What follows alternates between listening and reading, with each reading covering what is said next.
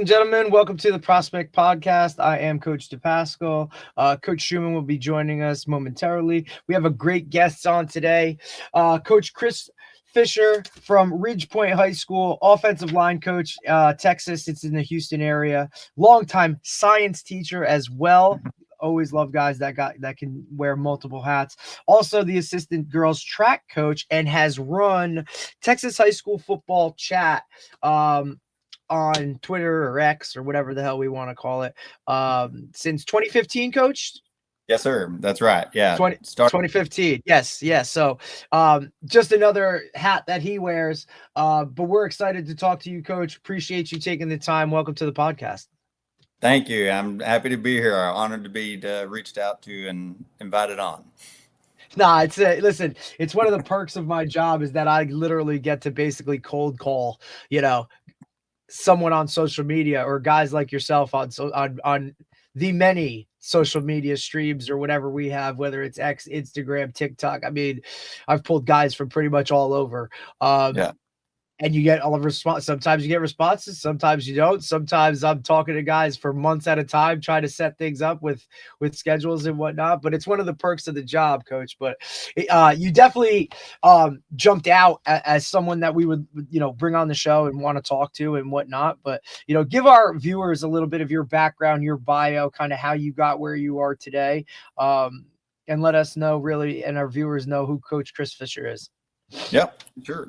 So I'm a Texas guy. I've been in Texas my entire life. Grew up in a small town near Dallas. At the time, it was a small town. It was Waxahachie. Oh, yeah. Yeah. If there's anything we know about Texas and that area itself, it's boom. Right. It's blowing up. Yeah. I think my parents said the other day that I think they're just down the road, which is nowhere near town, is now going to have like a 13,000 home community or something. It's just crazy. But yeah, so grew up there. Went to the University of Texas, and then from there, where I started going into teaching and coaching after a long conversation, a few summers with one of my old coaches, and ended up once graduated from UT. We ended up going and finding jobs in the Houston area because my wife took a job at the hospital here at MD Anderson. So that's what got me to Houston and got me into coaching and doing what I've enjoyed for the past 25 years. I've taught science, I've taught history a couple of years, but aquatic science is the main class I've taught. And then as far as coaching, I've coached football all 25 years. I've coached track, as you mentioned, coached some other second sports, especially early in my career. But track has been, probably my favorite second sport to do. So I'm kind of in my sweet spot right now where I've been at Ridgepoint for the past 15 years. I've been the only offensive line coach or consistently over the past since the school basically opened, and we've had some assistants work with me come and go, but I've been the one that stayed, and it's been good. And so it's been here, like I said, been here 15 years. I've been teaching aquatic science for 15 of those years and coaching track, and here we are today. This year is a great year, my 25th year. And I was awarded the Teacher of the Year on campus, which was a great honor. Super, it was, never expected, never pursued. One of those things. Never. No, most people don't even want those things, But hell no.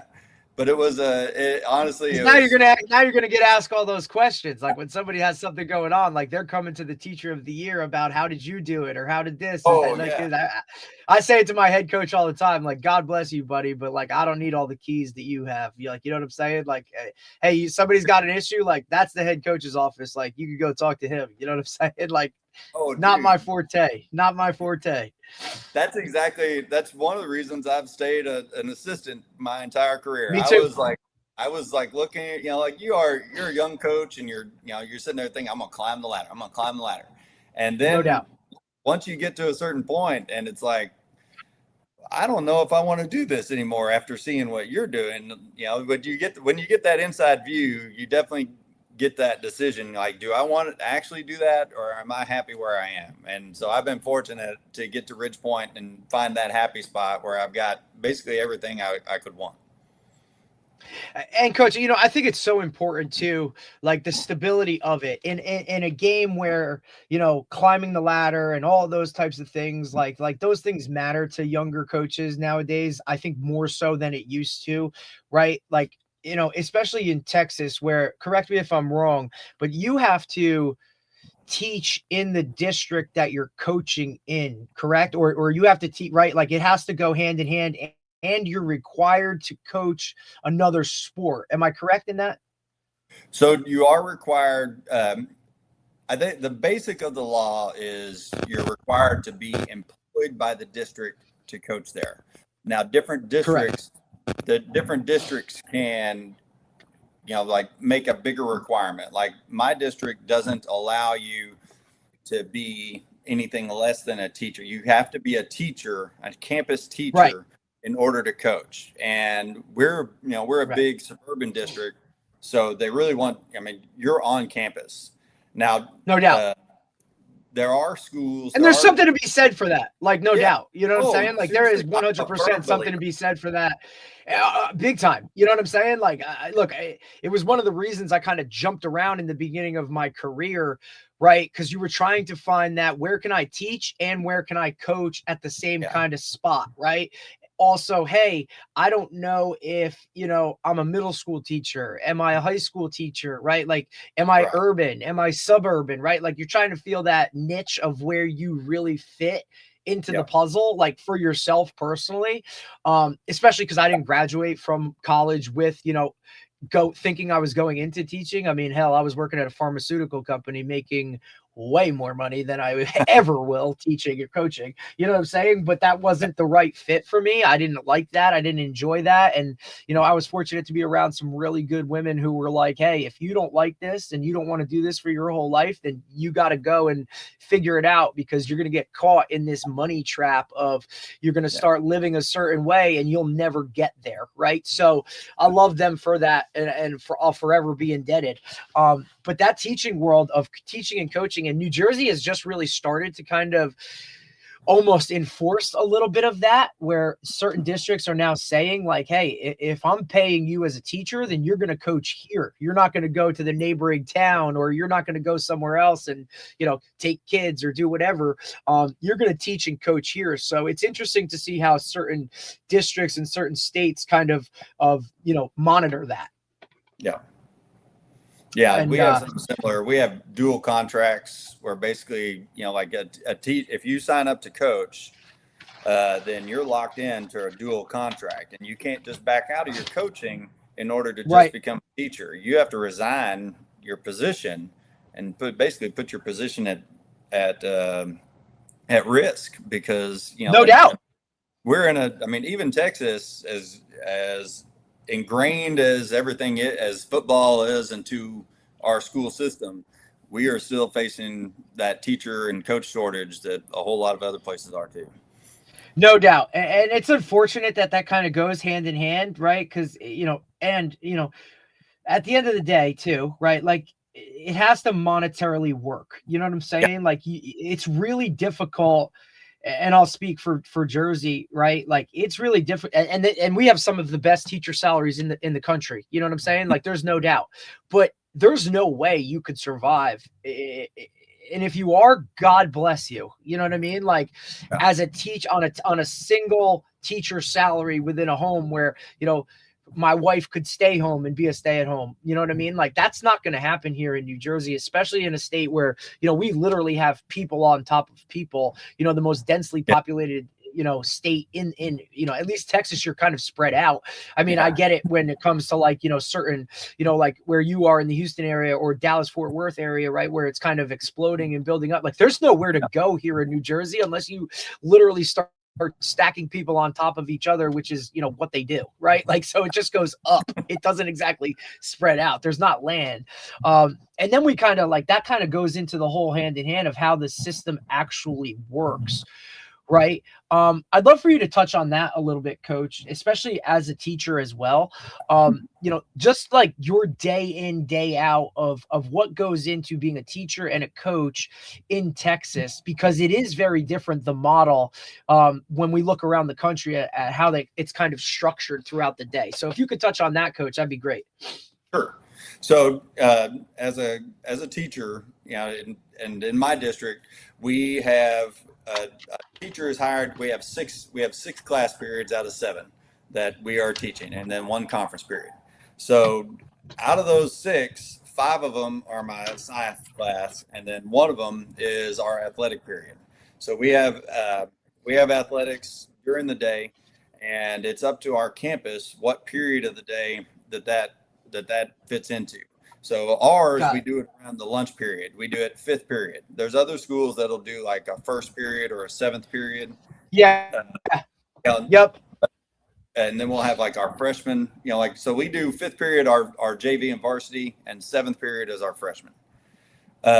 So basically the structure of my day, I teach 4 classes.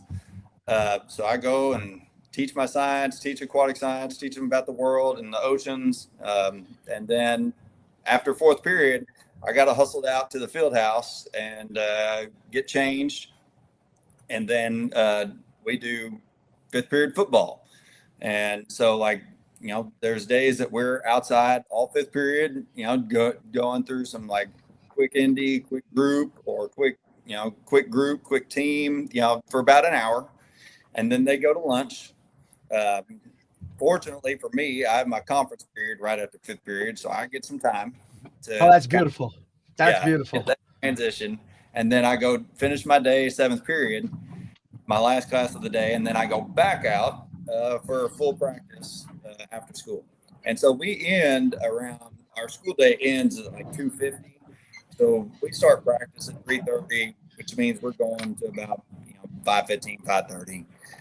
So it's a pretty good schedule, as far as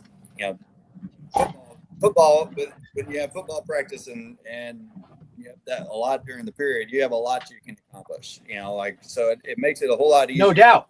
And especially ending earlier like that, ending a little bit earlier in the day, we can go and practice, and we don't have to turn the lights on or get too late or anything. So it's been good. Well, I just think it breaks it up too for the kids, not only like football wise, but like school day wise, right? Like they know, hey, all right, I got to plug in for a couple periods here in the morning. Then I get to go out and I get to go to practice, right? And obviously, I'm sure schedule and depending on what you guys are doing, it kind of varies whether you're in season or you're out of season, right? Yeah. Like you get spring ball as well, which not something here in New Jersey that's conducive, right? So these guys are either practicing full go for a season, getting some extra work in, out of season, you're lifting, you're working out, you're doing all these other kind of things.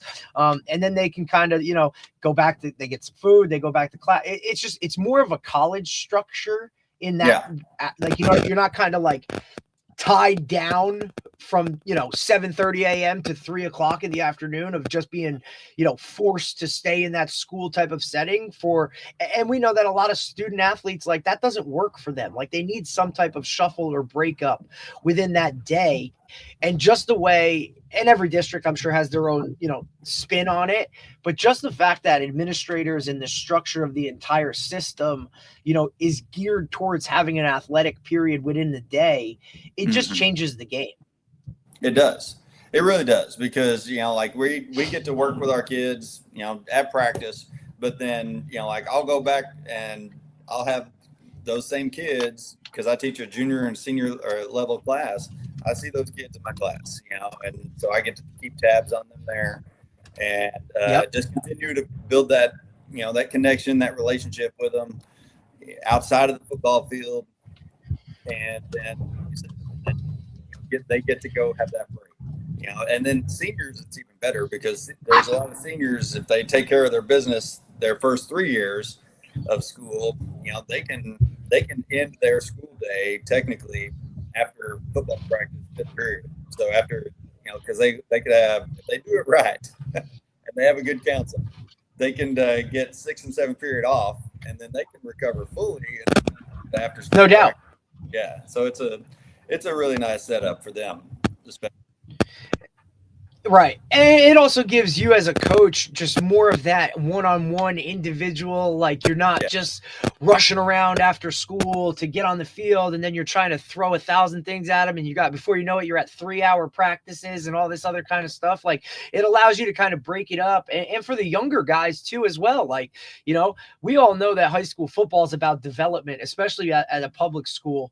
You know, you get what you get and you kind of got to make those guys into whatever they are. And you know, to the best of their abilities. And when you can kind of focus that more so, even if you're not tabbed as a freshman coach or a sub-varsity coach, right? Like it just gives you more time with your players. And I think that's so key and pivotal, especially in the, you know, in that public school world where you're not going out and recruiting the best guys. Like you're getting what you get and then you have to develop, right? And then that development, that's a huge piece of that puzzle when they can see you as more than just a coach, right? Or more than just that guy that's, you know, blowing a whistle, right? It really takes a lot. But I think that's something that's so different. You know what I mean? Is when guys really can focus on the development aspect of their program year round, right? Like, you know, we're transitioning from in season to off season, or, you know, it's to me, it's what really kind of makes it all go. And especially as an offensive line coach, right? Where, you know, those 5 cats got to be all on that same page, man. And if they're not, you know, like it's going to be a long day, a long season. And you know what I'm saying? Like there's no glory in any of that, but you know, to me, we talked about it a little earlier, like not ever wanting to be a head coach, but sure as hell, if I was, like one of my first hires is going to be the O-line guy, because that's just such a key position, you know, on the field. And you know, you go as they go, really. Talk about that a little bit, Coach. Like talk about being the O-line guy. What got you into being the O-line guy? Why do you love it so much? You know, give me a little bit of that background. All right. So before I was a offensive line coach, I was the running backs coach at my previous school, which was Clements High School in the same district. And our offensive coordinator got the head job at Ridgepoint. And so I told him I was interested in coming over with him. And he was like, okay, let me see what we can do. Because it was a crazy time because we were in a slight hiring freeze and everything. So I had to wait a year for this.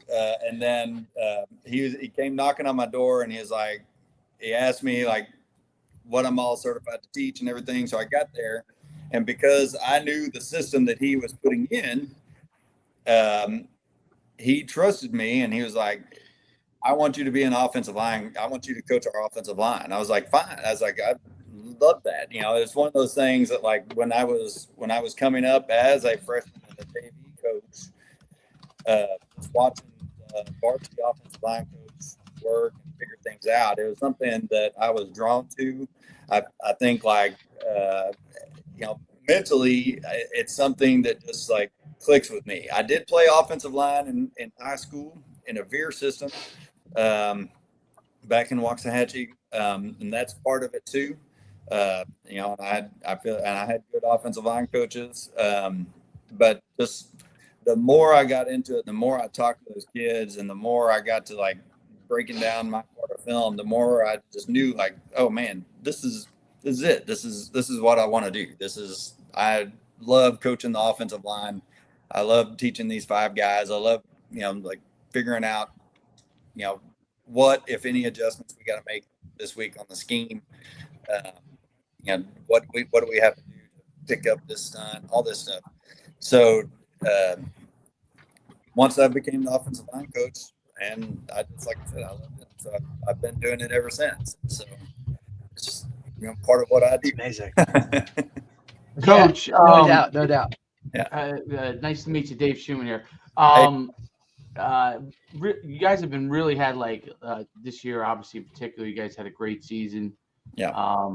Lost to, I think it was North Shore, who's like the top team, I think, in maybe in Texas, right? I mean, they won state. Yeah. Yep. And so I mean, and until then, I think you guys were undefeated up until that point.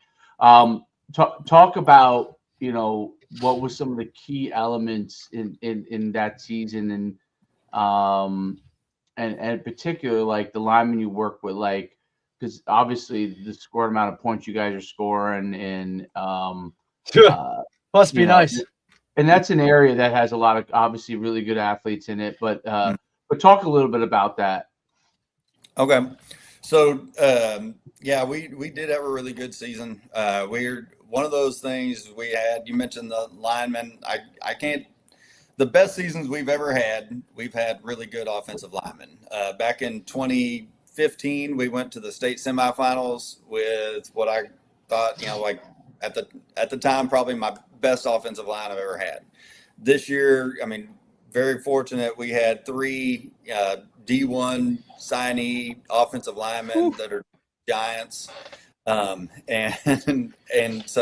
they've been on varsity starters for 3 years. We moved them up like at the end of their freshman season so they could start getting a taste of it. So technically they've been on varsity for 4 years. But just like guys, yeah, they were, just tremendous kids that, with that amount of game experience, they were able to kind of lead the way and, guide the team. And, those guys are pretty level-headed, so they also help keep us cool, Right. Then, the style, we live off explosives at Ridge Point. And so we are, like we are taking shots, all different spots of the spots on the field. And, we're not afraid, to, prove that like our guy is better than your guy. And, right. And so it ends up happening. It opens up things. And with those offensive line, and then and the skill kids that we have, we end up putting up a lot of points. And then defensively too. I mean, we got to really. Our defense coordinator does a great job getting those guys in the in the spots to keep them from scoring and get the ball back into the offense's hands. So yeah, we're very fortunate. It's always been a very talented area. I've always said that you could go basically drive down Highway 6, which is the road just north of us, our school. You could drive down Highway 6 and stop by multiple schools along the way and fill an entire college roster and do pretty good. So, but yeah, so that's that's what we do. Like I said, it's a lot of talent, a lot of just kind of like willing to just go for it, and right. and just good preparation on our part. So is it I mean, obviously in Texas, football is such a it's the sport, and obviously where you are, it's a great football area. You had, I think, 19 guys signed this year. Yeah. Right. Which is just, I mean, it's mind blowing. Yeah. Right? I mean, some guys don't have 19 in their careers, Dave. You know what I'm saying? I know. And you guys were a third in section 6, ranked third, I guess, in 6A, and according to Dave that's Campbell, big boy right? ball, right? Yeah, of course, yeah. 6A D1, yeah. Yeah, absolutely. I love how they do that too. I love how they do that in Texas too. The levels within it, right? Oh, yeah. Like the 6A D1, like, because it just doesn't exist here in Jersey. There's not enough teams.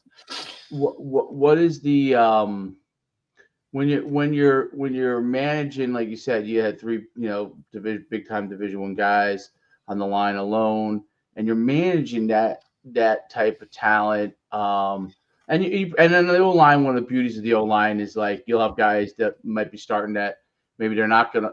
They might be a D3 guy or maybe choose not to play right in college, and then you have a big old Division I guy right next to him, right? And and they're all working in concert, but there are different ways that you might have to coach some of those guys. I'm not talking about technique, but hey, like this guy, you could probably say something to him, and he could do most of the things I need to do without too much. And this guy, I've got to walk through all the things, and they're still going to accomplish the same thing, right? But how I approach. Talk a little bit about managing that talent, managing different levels as an offensive line coach, because I think that's one of the most underrated jobs that an offensive line coach has, and in particular when you have so much talent, right? But you're trying to figure out, like, okay, I got to make sure those other two guys are on on the same level of my D1 guys, and which guy is the right guy to put there, which are the guy, and then obviously you probably have backups. You're probably playing 7 guys maybe in a game, right? Depending on rest and stuff like that. So talk a little bit about putting that all together and how you coach at different levels of offensive linemen. Sure. Yeah. So one of the things about coaching the offensive line is we're not always sent the best guys. In fact, I don't know if I have 3 D1s this year, but that doesn't happen very often. Right. So coaching those 3 guys, Right? Coaching those guys, as far as like their performance is that's pretty easy most of the time. There are times, like you said, it's more of a personality management with them. Like one of the guys, we had to talk to, like we could talk to, like I'm talking to another coach, like it's definitely an adult conversation, very rational, very calm, collected. Another guy, like there's a guy that we might have had to get a little bit more emotional with, because you had to get into him a little bit and let him know, hey, this is right, this is wrong. A little more like do this, not that type stuff. Right. And remind him of what he's able, what he needs to be doing and what he can and should and should not be doing. And then the other guy was like he was you always have the offensive lineman who not that he ever wanted to play receiver, but he knows, like, if he had a different body, he could be receiver, and right. So like there's always one of those. There's no doubt. Every always. offensive lineman at some point wanted to be that guy. That's just that's absolutely. Howard Mudd spent in his book, he spent at least several chapters how each offensive lineman he coached mentioned that they never wanted to play offensive line, but that's a different conversation. Well, I guess it's part of the conversation, because we are coaching guys that may or may not wanted to play offensive line. But this kid, I mean, like I said, it was more about like managing, like, hey, like I know, like this is what he was incredibly athletic. Like this is what you're able to do. Let's use those skills, and just kind of you coach him up like a superior athlete, and you got to like stroke his ego a little bit, but you also got to like use it to your to make sure that it doesn't go outside of what we're trying to accomplish with the 5 across, because we all have to be working together, no matter how much faster, we have to work together, how much better you are. You can't, because if we're not all on the same page, it just didn't work. So that's one of the things that we like spend time, for example, this spring, because we are having to kind of reset who's where and doing what this year after losing 3 guys like that. So this spring we took our and who came to us after his freshman year from a private school. He was a tight end. But aren't they all? Exactly. So he came to us and we needed an offensive lineman. And so he started working with the offensive line. Then we were like, hey, can you snap? And so he figured out he could snap. So last year he did pretty well. And so last year he spent the entire season pretty much as the starting center for us. Well, this year he is athletic and he's in one of our better blockers. So this spring we spent all spring transitioning him to tackle, because just looking at the tools that we had, like we needed him out at tackle, and we could get another kid to train up and be our center. And so that's what we started doing this spring. We started kind of like figuring out which puzzle piece works where, and it does take time, and we're not done. We spent about 4 weeks, it seems, a month doing spring football and or spring workouts, I should say. We didn't actually have like after school spring practice this year. We're doing 2 scrimmages in the fall, so we only did workouts during the period. So that's an advantage, as what what we were talking about earlier. So we spent time doing that this spring, just tooling in, like who could work where. So we're looking at freshmen who are like our upcoming sophomores who are body wise mature enough to handle it and see what they can do. And then we're also looking at, okay, who can snap, who can do this, and who can be the other tackle. And then, of course, inevitably, you have to work through injuries. So one of my returning varsity expected tackle missed all the spring because of injury, and so that leads us to trying to figure out who fits in that spot for right now, and who might end up having to start some games at the beginning of the year while he recovers. But coaching those guys is it's a process of so it's kind of like putting together, like you're packing a trunk, and so like one of the things I did in college was I loaded trucks, like UPS trucks in college for a part-time job. And when you're building those walls, you have to figure out where each box fits. And that's what it's like coaching the offensive line. You're given this different variety of boxes, and you have to build the wall with them, and you have to put each one where they fit best so that the wall doesn't fail. And then sometimes you try something, you're like, I think this will work, or I hope it will work, and you're rewarded. And sometimes you're not. And that's probably as far as like what coaching the offensive line is like. That's as close of that's the best analogy I've heard on it. No doubt. What, packing a truck? Yeah, building things in the trunk. Hell yeah! You're trying to get those pieces to fit, right? And fucking Jenga. If it doesn't. It's like Tetris. It's like yeah. And if it's slightly off, they're not. It's hell no. It doesn't work exactly the way you want, and you could probably remember a lot of instances where you're like, man, we're so close, but we're just not getting there in the O-line. You know what I mean? Exactly. And you're like, maybe you don't have that piece, right? That fits perfectly, right? Or you think back and you're like, I played this guy at right guard, and maybe I should have made him my right tackle. You know what I mean? Or I think that's one of the beauties of the offensive line from a coaching standpoint. A lot of guys who were skill guys are scared to coach the offensive line because they don't think they would understand it or anything like that. I always thought it was one of the best moments of my coaching career when I was forced to go coach the O-line and figure it out.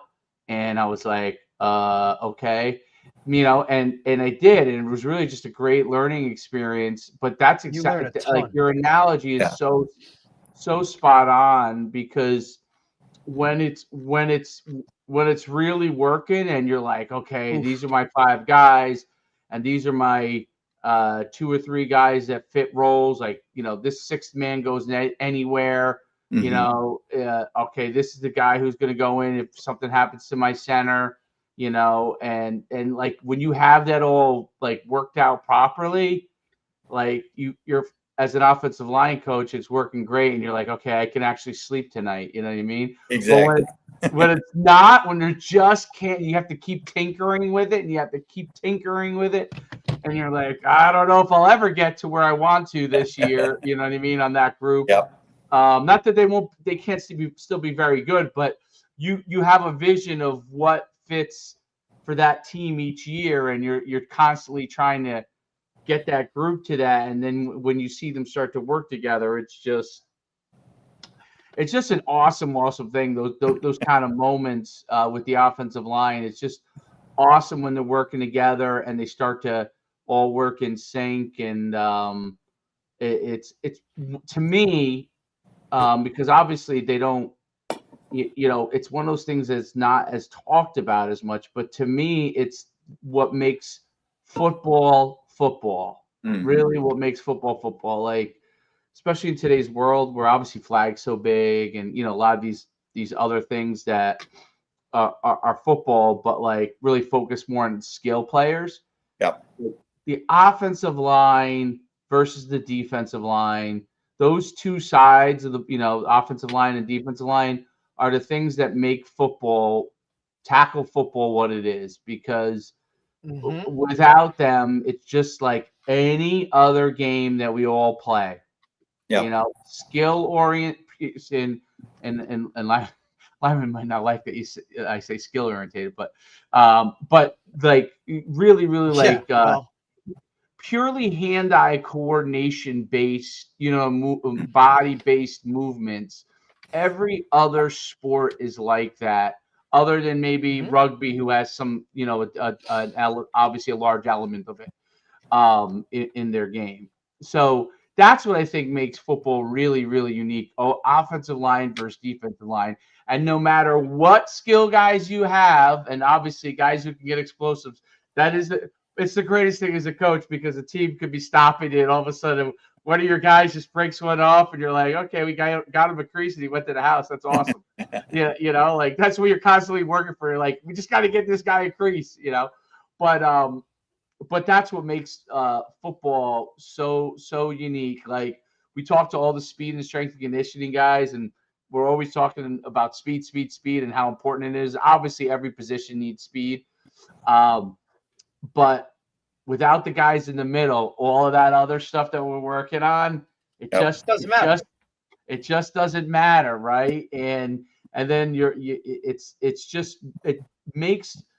that element makes football such a unique sport, because every other sport I could really go and say, like, okay, lacrosse has elements of like basketball and hockey and this or that, and basketball has elements of this and that, but offensive line, like, go and try and draw a sport comparison. Powerlifting, maybe not really. Like, there's a element maybe, but there's really nothing other than maybe the closest is rugby when they get into their scrum. It's a different positioning type, but when they get in their scrum, they got to push, and that's a very brief time period a lot of times in the game, but very, very brief, because they're pushing and then the ball comes out and then they go, right? The objective is to do it as short as possible. Whereas in football and the offensive line, your objective is to hold your block as long as possible. Yeah. As long as possible. And that makes it so unique over any other sport. Yeah. And the success. I'll let you expand the kind of my thoughts there. I'm sure your head's going. No, and you're right. And Chris, and also, not to cut you off, because I want you to respond to Coach Sue, but like in a day and age now where it's so much of a me mentality, right? And the name on the back is more important than name on the front. Like, the O-line is the complete opposite of that in every facet, where, this guy could be running for 2,000 yards in a season, but unless he mentions it or a coach mentions it, like, nobody understands the work that of those five guys in front that got him those 2,000 yards, right? Or the quarterback that's throwing for how many touchdowns. Well, guess what, man? Like, the snap had to get to him, and these guys had to stay in their protections, and they had to execute and do what they did to their best of their ability, right? Because, nobody ever points out a lineman, on your, 3rd and 3, and you get a first because you're just banging it up in there. Well, like, how about the guard in the center that just doubled down, or, to the backer, and like got a really good push off the ball? It's just not that glamour position where they're in the limelight. And in today's day and age, like, it's really difficult to get guys to buy into something bigger than what it is personally or individually, right? And that's what an O-line coach's job is. Like, we got to get all you guys on the same page and executing every single play. Right. And and like you said, we have to get them executing. And we also have to be able to have that conversation with our coordinator. Like, look, hey, this is what our offensive line can do. we can't protect Right. for this, like this concept, because that's going to take us too long to develop, and we can't do that. We need to be throwing quick game or whatever with the 5 that we Right. got right here. Or sometimes you do have those 5 that can protect the concept that has the receiver making 3 different breaks, and No doubt. yeah, Right. Because we know that guy in Texas is sure as hell fast enough to get into those 3 breaks and get open. Exactly. But like, is this guy back here? And then we got the guy that can sling it, you know what I mean? 25 yards on a comeback downhill. You know what I mean? Like, but here we are, like, we got to get this piece together. You know what I mean? Like, we got that, and that's all great. But when it comes down to it, and now you got, a defense that's physically like trying to rip this guy's head off, what can you guys do? You know what I'm saying? Like, take pride in that and all those types of things. It's what separates the O-line. And like Coach Schumann said, it's what separates that aspect of football. That's so different than anybody else. It's not like any other sport. And look, you coach girls track, right? Like, you understand it. Like, that girl could have a great day at the office, right? And win every race that she's in. But like, what is the team numbers? Like, does she really even care unless she's on, a relay? What are we talking about here? Right. So, I mean, when you coaching track, it's fun because like I ended up coaching the distance girls, and so nice. So those girls, the distance runners, it's very interesting because once I started coaching those girls, I immediately bonded with them because they have the same conversations as my offensive line. All the distance girls talk about food, and they talk about, like playing video games and stuff like that. And so it was so easy for me to, just talk with them and get them performing. But yeah, you're right. I mean, it's, like when they're out there, like you have to kind of, remind them what's best for the team, what they need to accomplish, what they need to go for.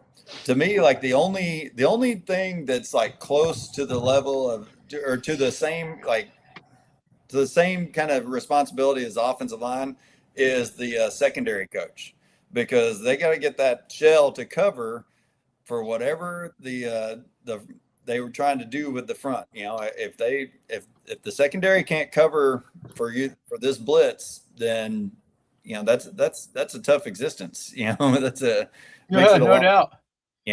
a long night. But so like coaching the offensive line, you're working with guys that were going to be, thought they were going to be running backs or fullbacks, thought they were going to be tight ends. Maybe they're really slow receivers that have thick ankles or whatever, and they got moved over, and you just got to piece them together and find those 5 that work together, that really mesh and accomplish exactly what you're trying to get them to do. And then coaching go ahead. No, I was curious, Coach, because look, like getting 5 is one task at hand, but we all know how that works, right? Like an ankle rolls, a helmet comes off, right? Like, what's your number as an offensive line coach of, I need this many guys that I can put in and still be okay, and we can still do what we do. I've heard hey, I need 7, I need 8, I need 10, right? Like, what's your sweet spot as the offensive line coach, as to how many guys I need ready to go? God forbid that happens when it does happen, because inevitably we all know, how many times do you start a season with 5 and they finish the same 5? Not rarely ever, So what's your sweet spot? My goal every year is to find 7 guys that I trust. And, and so 2 of those guys, I mean, at least 2 of those guys have to be able to play, multiple positions. So we try to train guards up to be able to snap. There are some guards that as young, like freshmen or whatever, they were bigger, so they played tackle or whatever. So we use that, and we'll, rotate them in there every now and then in practice to keep them fresh there. But basically, I want 7 so that, like if one thing happens, we can either make a direct plug in, or we manipulate and move guys around Right. in order. This guy will go here, this guy can go here, right? Like, again, back to the whole like puzzle, right? Or fitting Back to everything the into the trunk. Yes. Like, how do we make it happen? Yeah. But again, goes back to development, right? Like, I've worked with, offensive coordinators and O-line guys where, the first 3 minutes of pre-practice is every starting offensive lineman snaps, right? Like in some way, shape, or form, because God forbid, you know what I mean? Like just so that they have some familiarity with it. You know what I'm saying?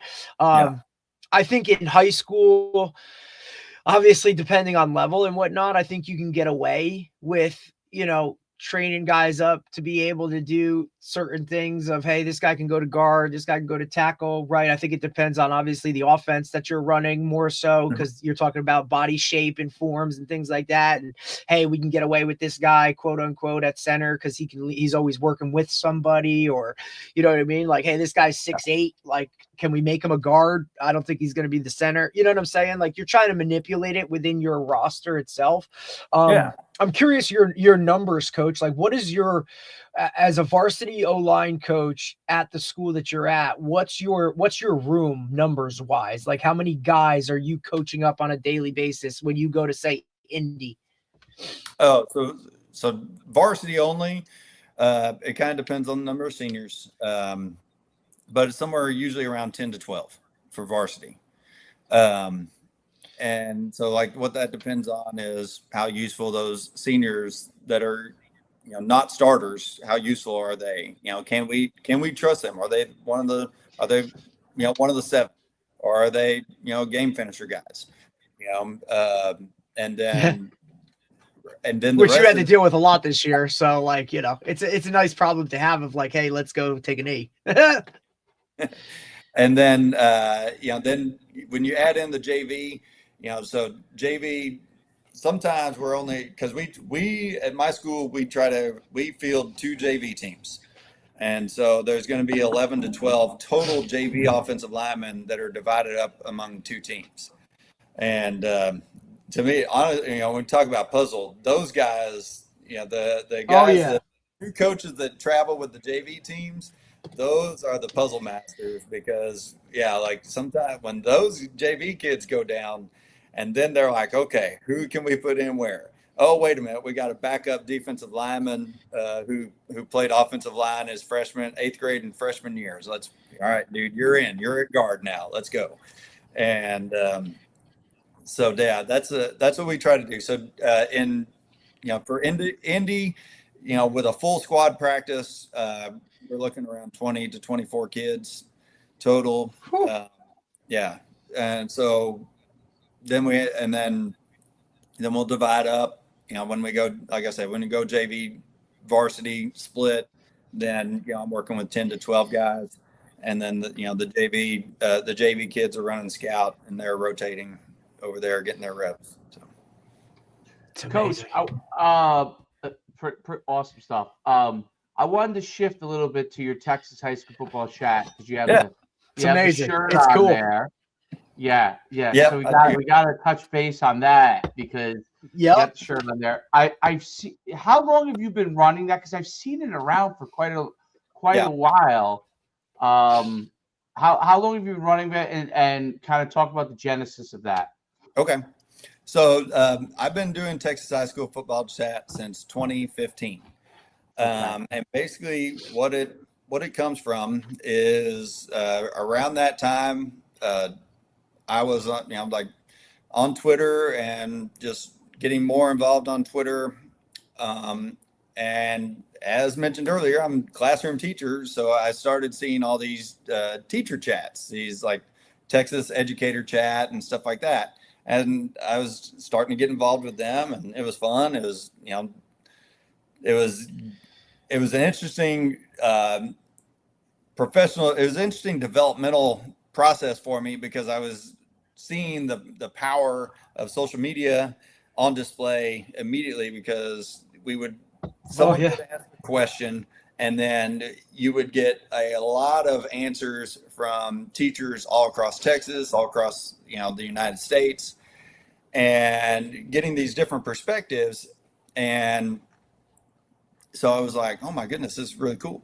And then I was, at the same time, brand new Twitter, all these different, suggestions, who to follow.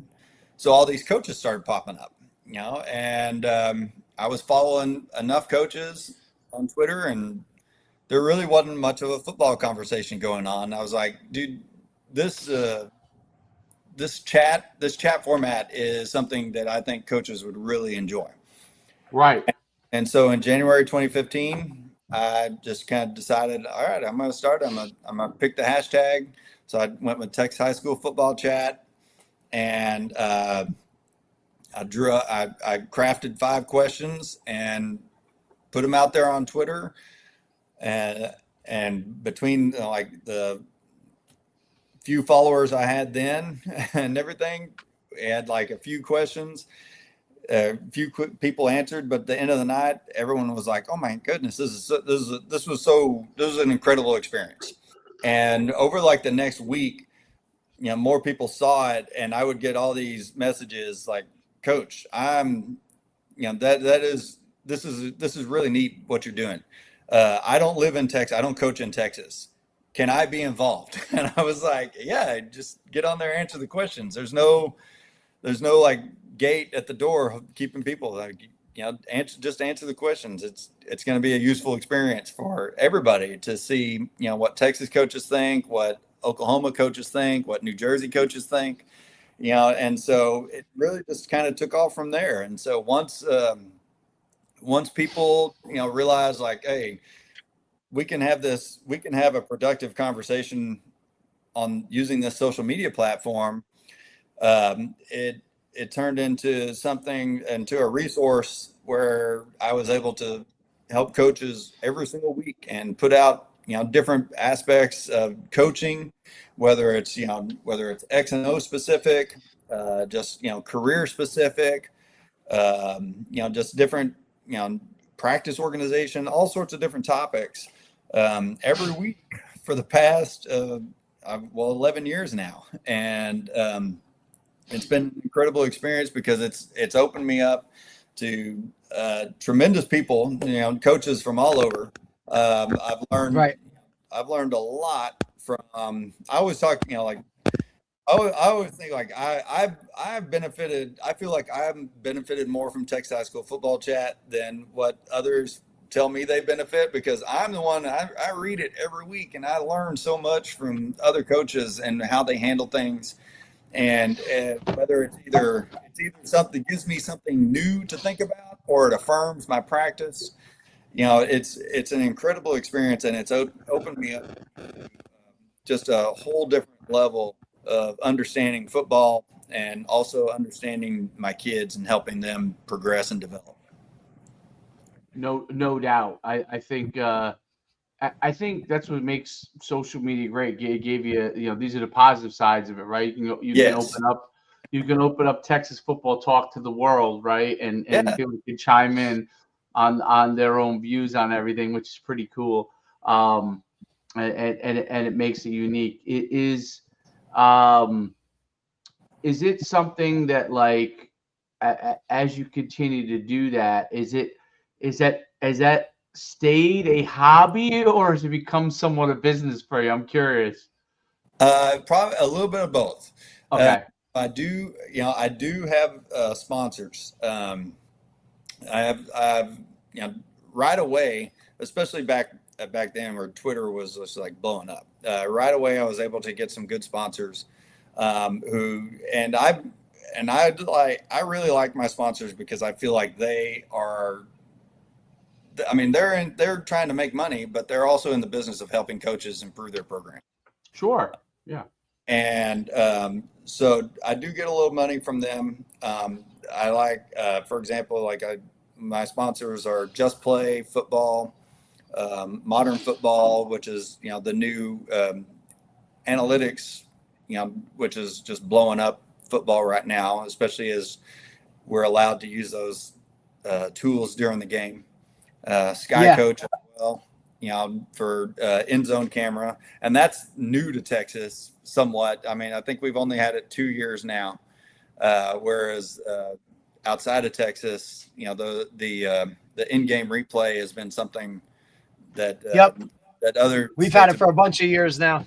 Yep, we've Dude. had it for a good amount of years now, where you can literally, like, and especially for you as the O-line coach, like, those guys Oh, can come off the change. field, sit on the bench, Yeah. and my O-line guy, like, he's got the iPad, and it's like, all right, here's what it is. Like, this is what we're getting. We got a 1 here, or there's a 3 tech here, you know, Yeah. hey, watch for the slant, like, or you know, the twists here and things like that. Like, it's really been a game changer.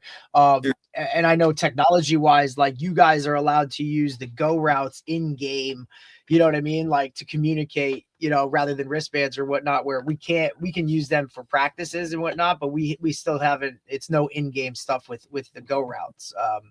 Moving forward, like, you know, maybe it'll change moving forward, but it's not a thing yet. But it is interesting how much that in-game technology stuff can change it. You know what I'm saying? And those guys, you know, and obviously they support you with your, you know, with the Texas high school football chat stuff. That's really cool.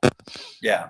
But that's so like it is, like I said, it's, you know, so a little bit of business there, but also it's opened up some avenues for me to, you know, pursue other sides of things. And so, like, I've started a Substack channel where I write about stuff. So, and I've found how much I enjoy the writing process. And so I you know, I write, and I'm trying to develop that.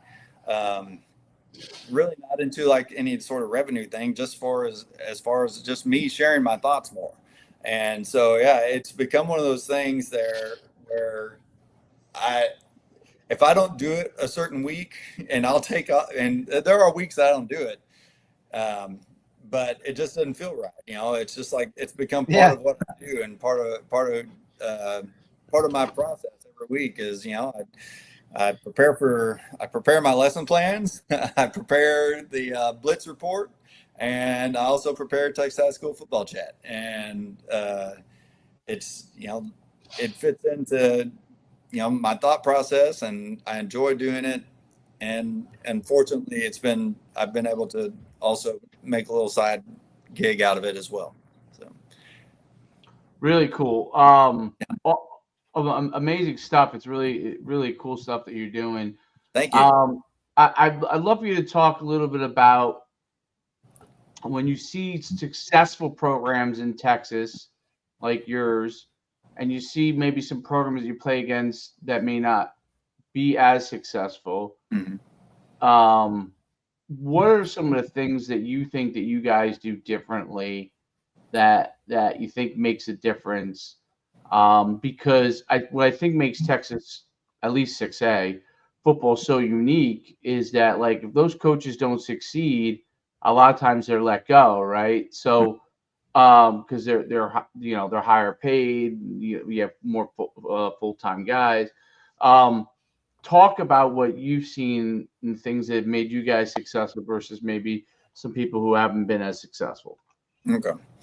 Well, I mean, you can't win consistently without the kids. I mean, number one, got to give credit to the community of kids that we have at Ridge Point High School. I mean, they are very fortunate that they've been really good athletes.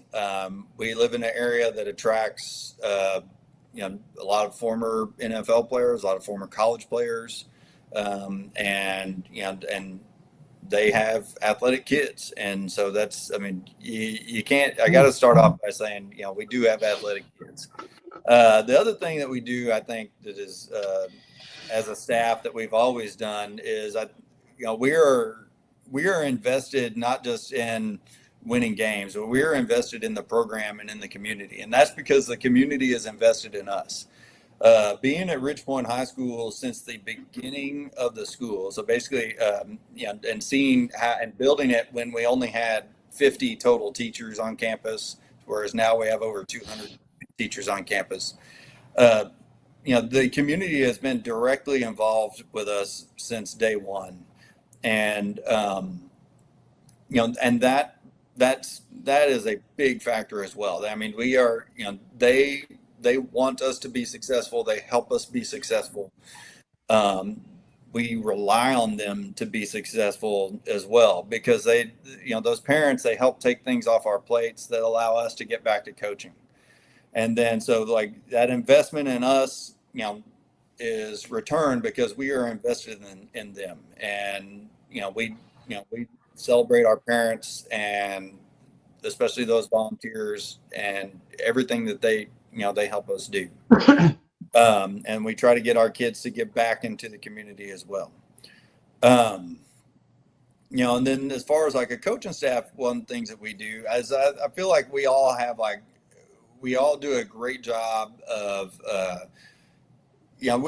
we put our egos to the side, and we work together because we know, like, okay, this is, even though, like, could I have gone on and been an offensive coordinator somewhere? Could I have eventually become a head coach? Probably so.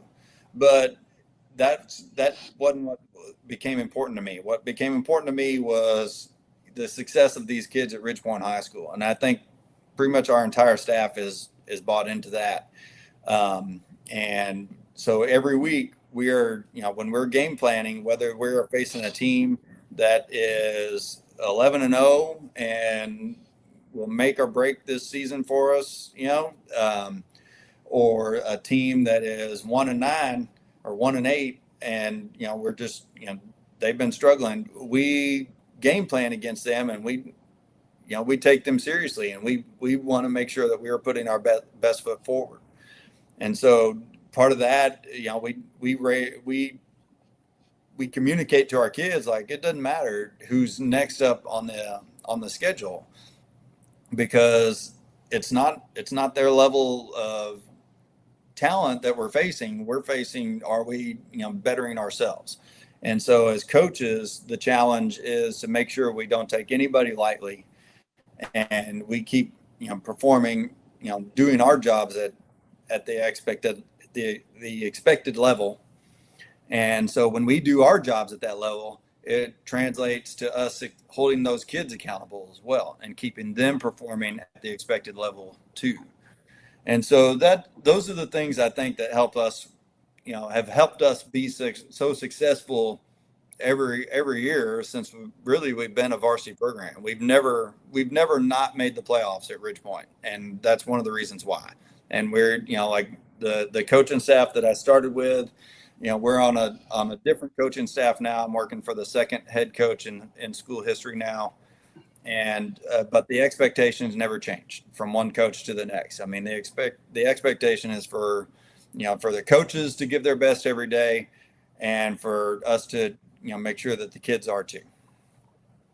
Well, and also, Coach, with the success, yeah, I mean, it's a great point, absolutely. But also with all the success, like, you're getting everybody's best shot, no matter what, right? Yeah. Like, there's going to be teams that, Ridgepoint is going to be, they're highlighted on that schedule going into the season, right? So it just is what it is. Like, you want to be good, that's what's going to happen, right? Like, the bullseye's on your back every week. It's their biggest game of the year is your team for everybody on that schedule, because everybody wants to beat the big dog. Everybody wants to either, compare themselves or how they stack up, right? Like, you've created this standard of high level, like, you know what I mean, that everybody wants to attain or bring down or model them after, right? So that's a whole nother thing of, like, how those guys got to be prepared on a different level, because you're getting everybody's best shot. It's not just, the routine, whatever game. Like, that's how it's going to be. If you want to be good, that's what's going to happen.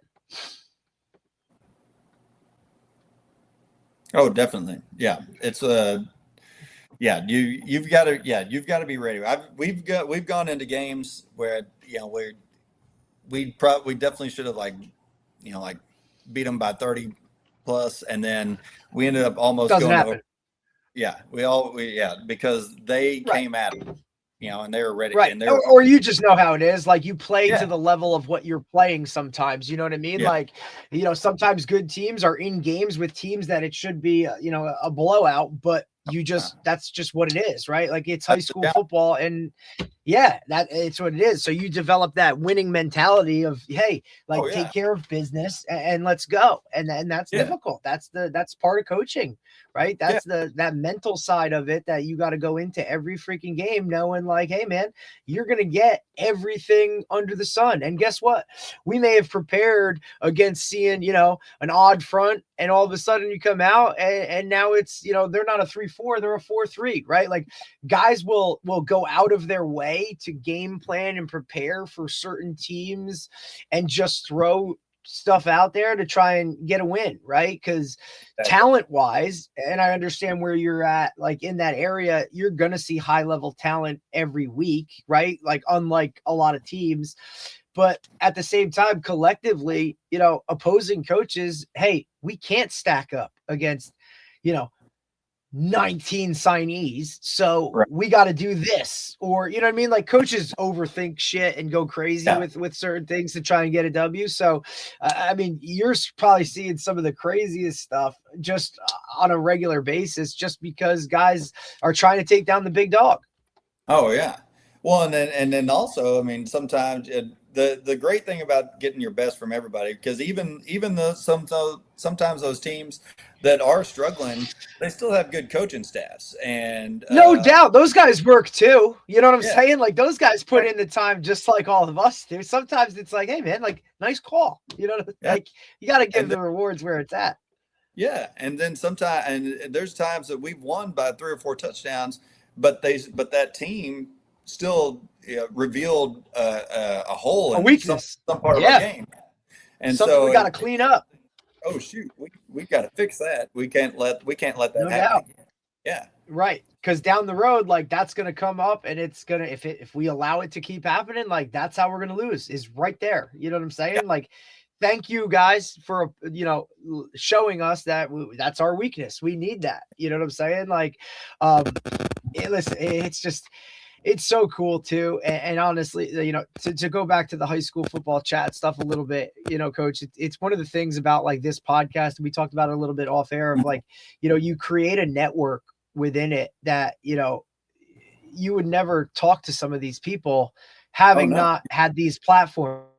You know, we talk to, you know, high school coaches, college coaches, whether it's, you know, Division II or NAIA, or you know, we've talked to high school coaches from, you know, the state of Washington, or, you know, Wisconsin, Michigan. You know what I mean? Like we've literally almost nailed a head coach in right now we're sitting on, it's 39 states that we've talked to a head coach from, which is so cool, right? To just hear how guys do things differently, or, you know, hey, maybe look at it like this, or just because we're all kind of dealing with the same stuff, but it's just different, right? Or to me, that's one of the coolest things about, you know, social media. It's one of the positive things I think about it, is it allows us to kind of broaden our horizons and go outside of maybe sometimes our comfort zones, and, you know, talk to guys about certain things that, hey, like we may never ever use this, or we may never be in an opportunity to do some of the things that you do,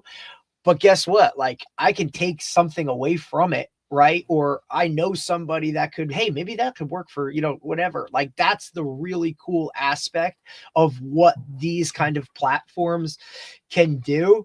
You know, besides the comedic relief that comes from some of the responses of and answers for like some of these people that you're like, are you serious? Like, is that real? Like, do you really mean that? Or like, you know what I mean? Like sometimes it's just like, I can't, I'm like, I can't believe like you even put that down. Like, you know what I mean? Like not only are you thinking that and really like affirm that, but like you put it out there to the world. Like that's wild. Okay. Like, you know, and everybody critic, like if I post a play, diagram and I draw the defense up exactly how it was on film that we saw, someone will go, there's no way any defense will ever like that ever. And sure enough, I mean, they're wrong because somebody did, and they did it consistently, you know, and it's 100%. Crazy those funny responses like that. I could go on and on, but comedic, you could write a book just in the responses alone, you know, like, what I mean? Like, and it would be an Amazon bestseller. You can't it's like, you know, every teacher I know has said like they're going to write a book called "You Can't Make This Shit Up." Well, you can do the same for coaching, and especially on social media, you know. Can't Right. make it up. Yeah, because it gives, it gives everybody a platform. You know what I mean? Like, it gives, and everybody feels like, they have the right to say literally whatever they want, whenever they want. And the fact that they get to hide behind a keyboard or a phone, right, Yeah. really kind of toughens them up a little bit, right? They go from being definitely. 5'2" to 6'2" all of a sudden real quick, right? Like when it comes down to it, because they got a screen between them. You know what I'm saying? So it really is interesting to see some of the things that people come up with. But it also, again, it allows you to kind of, develop who you are and whatnot, and kind of, and that's something that you can have, post teaching or post coaching, right? Like that's a foundational type of business thing that, hey, maybe we're not focusing on it in that in that avenue right now, but there's the ability to down the road we can do more, or we can change it to this type of model, right? Like it kind of gives you a little bit of wiggle room. And for teachers, I feel like that's always a really big thing, because like, what do we do after the fact? Or, when things like this change, or just to always have extra streams of something, like just it doesn't even have to be monetary. It just mentally to have something else on top of, the teaching, the coaching that becomes so monotonous over and over and over, to have an avenue for you to kind of like, go and do, or, put on a different hat and wear. I think that's so awesome. Thank you. Yeah, it's definitely and like you mentioned, I've got a lot fewer years in front of me than I do have behind me, and so it is one of those that I do think about, like, okay, what does this look like, and what else can I do, especially when I'm retired from teaching and coaching. How can I use this as something to keep my mind and stay involved with the game, because that's something I enjoy. That's something that I've found over the past 11 years of doing the Texas High School Football Chat, is how much I do enjoy these coaching conversations and connecting with them to help them, like, as whatever help I'm able to provide, whether it's some advice to a young coach, or helping telling the coach the process of like the best ways if you want to move from wherever state and come to Texas. Like that's one of the conversations every year I have at least 5 times.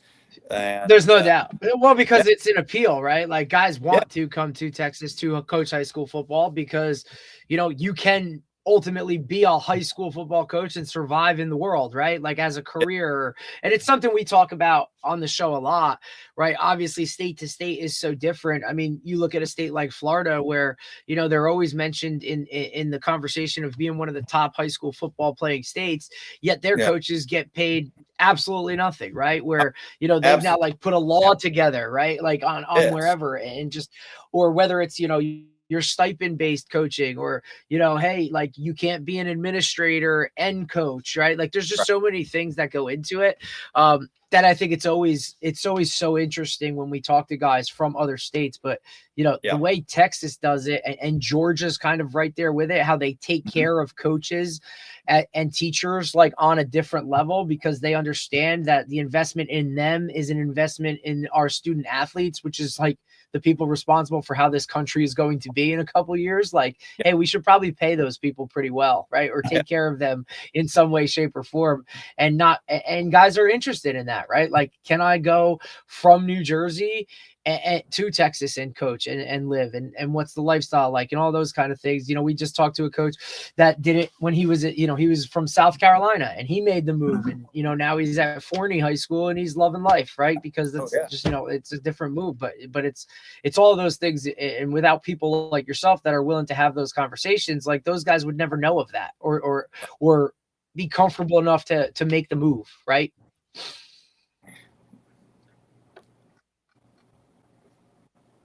Yeah, exactly. So like, all right, one of the head coaches I work for he's from Iowa, moved down here, just is back before social media, moved down here on a whim. God bless him. Yeah, it's just great. Yeah, those conversations are a lot of fun, and like I said, helpful. Like I enjoy doing it. I enjoyed being able to provide that resource to these coaches. So. No doubt. I mean, I think that makes all the difference. Coach, any final thoughts on anything before we let you go? Final thoughts. Not too much. Just like I said, my main purpose of doing Texas High School Football Chat, my main purpose of staying in the teaching coaching profession is because I enjoy helping people, and I appreciate that y'all having me on here because hopefully that somebody finds this helpful, and whether it's a coach or a teacher or somebody, and y'all are providing a great resource as well that helps other coaches, because I've listened to some of y'all's podcasts getting ready for this, and there's a lot of great, tremendous information. Kenny Simpson's podcast was fantastic.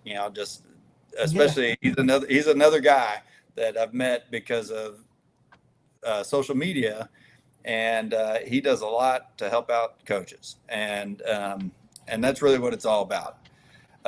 So No doubt. if y'all are, if there people in your audience who want to follow along, they can catch up with Texas High School Football Chat every Wednesday, 8 p.m. Central, using the hashtag that's on my shirt. And then also the Substack channel that I've started, if you want a little bit more into my mind and my thoughts on the game and the coaching career, then it is you can subscribe at texashighschoolfootballchat.substack.com. But yeah, I just want to thank y'all for having me on. Appreciate you, Coach. Really. Yeah, absolute pleasure having you on, and really great talking with you around a variety of topics. Yeah. You know what I mean? And that's what makes it fun. You get to cover a bunch of topics. Exactly. But yeah, absolutely, really, really great talking to you. Really, really great dive into all these things with you. And you're having so much success. Before I let you go, because your sponsor is Modern Football, can you explain to me, because there's so many new things coming out, and what their stuff does that's kind of different? Okay. I always like to dive in and reach out to these companies. Tell me what they do that's a little bit different in the analytics space. Oh yeah. So the main thing is with them is their platform is really fast, and so like you don't have to rely on different hardware or anything like that. It's all can be on your phone via the app or just on your laptop, and it's literally just touch and go, and just like you got someone inputting the plays. And then, like that next series, you're able to see exactly what's happening and what it's working. So, I mean, the Modern Football analytics app is just incredibly fast. That gives you like immediate data for you to work with. And then post game, they have their platform is set up where they have relationships with Huddle and Max Preps. You can immediately upload your information, the game information to Huddle. So that's giving coaches back time on the weekends or after the games on Friday night. And then also your stats are immediately uploaded into Max Preps, which is today, like you. Oh God. You have to do. Oh my goodness. If you don't, it's such a that in itself is a game changer, because having it, look, you could try and do them in game. Like, I've done it where I've literally had somebody try to track the stats of like, it just gets crazy. So inevitably you go back and you're going back to not only are you going through the film to break it down and do whatever, but now you're tracking stats and yardage and all that. It is so much.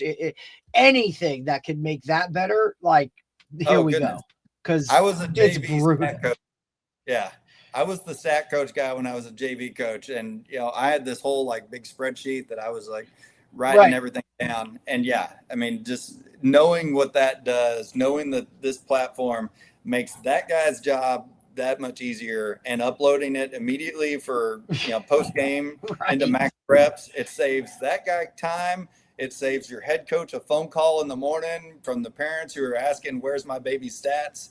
And I mean, Friday night after a game, I'm like, dude, like, can I like just sip on something for a couple minutes here? Like, it'll be in there by the morning. Like, I promise. Right. And obviously with Max Preps kind of being that home base, I really wish a yeah. lot of guys would really. I wish almost states would push it a little bit more, so then the national thing would be cleaned up a little bit.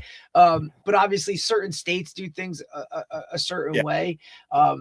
But yeah, that stuff that's the side of coaching that I don't think a lot of people understand, or Right. even get. They think that stuff just like Fugazi, bam, it's there. It's like, no, somebody's like tracking this. You know what I'm saying? Yeah. Like, and this isn't an NFL game where you have 18 statisticians that are going to make sure their that are stats responsible are for every done person. automatically in game for the coaches, and they and how do they do that? Do they have someone?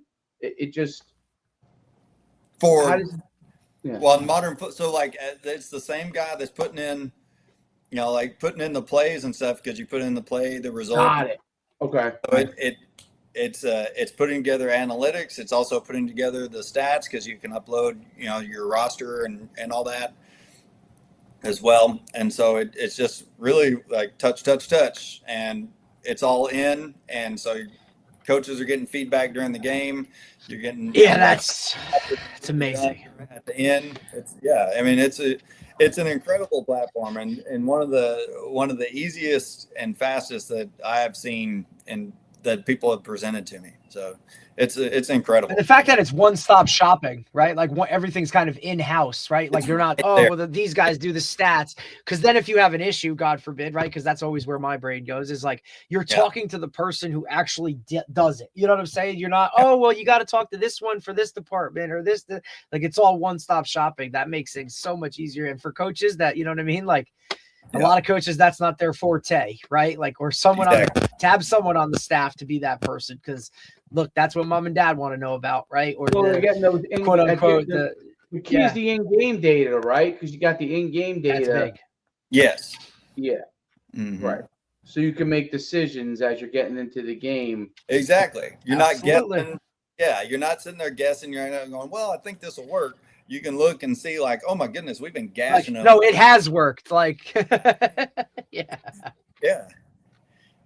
So cool. It's an incredible platform. Awesome stuff. Yep. Awesome. Coach, can't thank you enough for coming on. Really. Thanks, Coach. Oh yeah, no, it's my honor. I enjoyed it. Thank you so much. It's been a pleasure, and we'll see you down the road, and obviously see you online. So. Yep. Sounds good. Absolutely, right. Coach. Thank you so much. Have a great day. All right, y'all too. All right, Coach Fisher. All right, bye. Bye-bye. Great stuff. Really, man, his team is unbelievable. Yeah, the team's unbelievable. Yeah. Whew. Houston area. You've been to Houston, correct? Oh yeah. Yep. More talent in the Houston area or the Dallas area?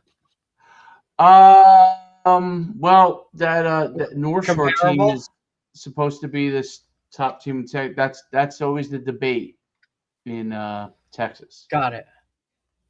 I was just curious because I know you've been to all these places. You know what I mean? Like you've seen. Having been to both, there's a tremendous amount of talent in both areas. I mean, like what about like now, like say like you throw in like Atlanta. Well, Atlanta now with how it's grown is probably comparable to. I mean, he referred to that too, Dave. Like before you got on, he talked about like because he's from, I guess, an area like outside of Dallas, right? And that's like where he grew up, and he even said like the boom in population has it's incredible. Yeah, Houston is much bigger than the Dallas area, but Dallas-Fort Worth might be close to the population maybe of Houston, but Houston is much, much bigger population-wise. Gotcha. I'm just curious, what is Houston? I think Houston's like number 4 in the United States. Houston metro area is 7'9", and then Dallas Fort Worth metro. Oh, I'm wrong. Okay, so Dallas Fort Worth is, when you combine Fort Worth, is 848 million. Yeah, so it's actually bigger now, Dallas, than Houston Metro. Houston, the city, is the fourth biggest city in America. It's Got it.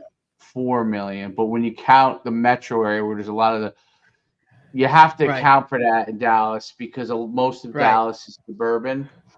But it's Um, crazy to see it though, like, and like then you're not even talking about like San Antonio, right? Like all like So it's San Antonio has some good teams.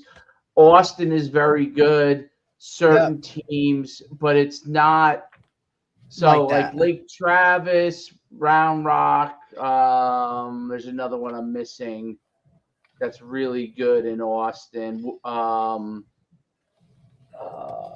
I think that's been White House in Austin. But there's a few in Austin that are really good. There's a few in San Antonio that are pretty good. The population of San Antonio demographically is much different than Houston and Dallas. You're getting more towards the Mexican border, so you have a lot higher. Not that they all play football, by the way, so it's not like they don't play football. Like well, it that's says when here, you go to Texas. So what you would right. be shocked at, okay, because when you live in the Northeast, the Mexican population in the Northeast and some of the other like South American don't play football really. Okay, Right, no doubt. When you're in Texas, there's because most of Mexican population grew up in Texas, so Right. So they play football. So it's when you go to Texas, it's different than what you would expect. So Makes sense. you'll see like where, and I'm generalizing obviously. So but in the Northeast, you won't see a lot of like super tall Mexican population. I don't know why that is, but you don't. In Texas, you will. You Got will it. see 6'5" kids of Mexican descent. So Right. So it's just different. You know what I mean? It's just a different No doubt. demographic. But because it's a little bit more Mexican based, and it less populated in San Antonio than Houston, you're just not going to have as good a football. Same thing with Austin a little bit. Austin's a little more suburban outside of the downtown Austin area. It's big suburban, but Lake Travis is a great program. There's schools in those Round Rock areas just that good are all good. around, man. Yeah, I until you see it online, so you have an idea, but you have to go. It's got to be different. Yeah, like when you're boots on the ground. Yeah, no doubt. You have to go and see a showcase or watch a game or just walk in the stadiums and see how it's set up. It's just, I don't know how to, you have to you can't really explain it. Yeah. Experience it is to see it. And, but like some places in Georgia, like Buford. Right. Of course. Buford's got like 5 fields, in Georgia, like a gigantic stadium. They had a gigantic stadium before. Now they have a gigantic stadium. Right. And there's a lot of those areas that are growing fast, where football is big. It's just out of this world. Sky's the limit. Yeah, sky's the limit. Literally out of this world. Like it's just there's so many good players that are there, and I don't know. It's like how basketball is here in the Northeast. Like like I don't know that people appreciate that everybody can play basketball in the Northeast. You know No, what I mean? I don't Like, think they. Well, because I don't think they understand it. I think with social media, a little bit they can see the context in the grand scheme of things. But it's like we talk about all the time. Like, you think you're a great player because you're really good in the little tiny league or state or whatever region that you are. Like, you could even go within state to state and say, hey, is there better football in the North? Is there better football in the South? You know what I mean? Like, Texas, you're on such a broader spectrum because the state is so big in itself. You know what I mean? Like, it's just different. The amount of Texas players, right? decided to be good in basketball. Now they're good at Oh my basketball. God, no doubt. So like when you anything want that to put a they decide focus to on be it, good at, the sports Right. emphasis is so big. Same thing with Georgia, obviously Florida, but basketball, there's AAUs in every corner in every part of America, and that obviously has been that way. And baseball in the South obviously is huge. oh God, yeah, because you can play it year round and do all You those play kind of year things. round, like they're great baseball players. But like you come up in the only way for Northeast people to understand how Texas football might be like. It's like if you go to a New York City basketball game, you know what I mean, or a New York City, like everybody can play, like a youth game or a middle school game, everybody can play. You know what I'm saying? It's just what level are they? But they can all play, and that's what Texas was like. It was like these dudes can all play football. Yep. They can all play. It's just how fast is this kid versus this kid? How big is this kid versus this kid? But they could all play. And yeah. Like even you the know, ground level, like average Joe is better than most. You know what I mean? Like there's no dude that comes in like there's like I don't know. Like in high school in New Jersey, you could legitimately have kids come out for the football team, and you're like, have you played a sport ever? Like, you know what I'm saying? Ever. But and now kids play sports more than ever, but you still have kids like There's still levels to it. Texas, you're probably I don't know. You may not be coming out for football if you haven't been playing for a while, especially at these bigger schools. Right, you might not have the opportunity. Small school, I'm sure, is like anywhere else in the country. Like a small school is a small school. You're gonna have good players. You might have players that because it's a small town, whatever small town. But those big schools, man, it's just like if you were you're compare talking 3,000, 4,000 kids in a school, Dave. You know what I'm saying? Like 6A public school, if they came and played, they're public. That's the difference too, right? Like, especially if you compare it to our state in general, right? They're playing like, with who's there. For the most part, like you get what you get, and that's what it is, right? And the private schools, like mainly up north, right? Like they have the best players, but they go and get those best players. They don't just show up. Like these guys play at public schools, right? Like they're just going through the system. These kids aren't going to. These kids aren't going to middle school showcases. You know what I'm saying? Like when we beat a like, middle of the road, happening. Like we beat like one of the North Jersey schools beat a middle of the road public school. Okay, middle of the road, big public school, and it was a close game. Middle of the road. They did not play North Shore. Right. They did not play this team. They did not play. And he's been at this school for over 15 years, dude. Like that's, you know what I mean? Like now that's Cole deserves credit because when he played, when he was at Don Bosco, he went and played De La Salle. He went and played St. Thomas Aquinas. Yep. We beat him. I love it. It's my claim to fame on being on staff, bro. Like we went down there and beat both Bosa brothers. Right. So that is, we're not doing that as much. We tried. Like I think was it Bergen Catholic who went down to play Shamadan Madonna with Jeremiah Smith? Yeah. Yep. I don't think Shamadan. Those guys do it. I don't even think they won this. Like, no, I mean, look, Bosco's played Heritage in the past. You know what I'm saying? Like Mike's team, like they've done that. Like they went down there and did that. Bergen Catholic plays. St. Joe's goes and plays somebody. You know what I'm saying? But and that's why I brought up the Max Preps thing, right? Because it's hard to get each state kind of all on the same page on a national level. You just can't.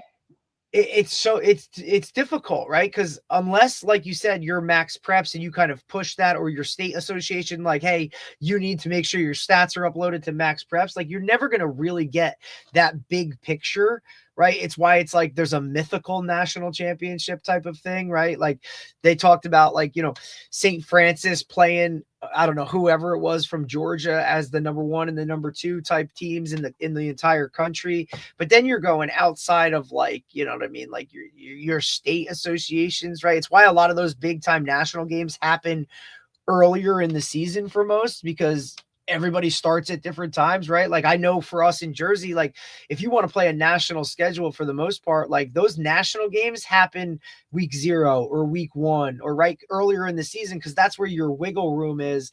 And even in that, like you might be playing, like I know when I was at Bosco and we went out to Utah to play Alta, a school like near Salt Lake City, and we were on it was game 4 for us, but it was game 7 for them.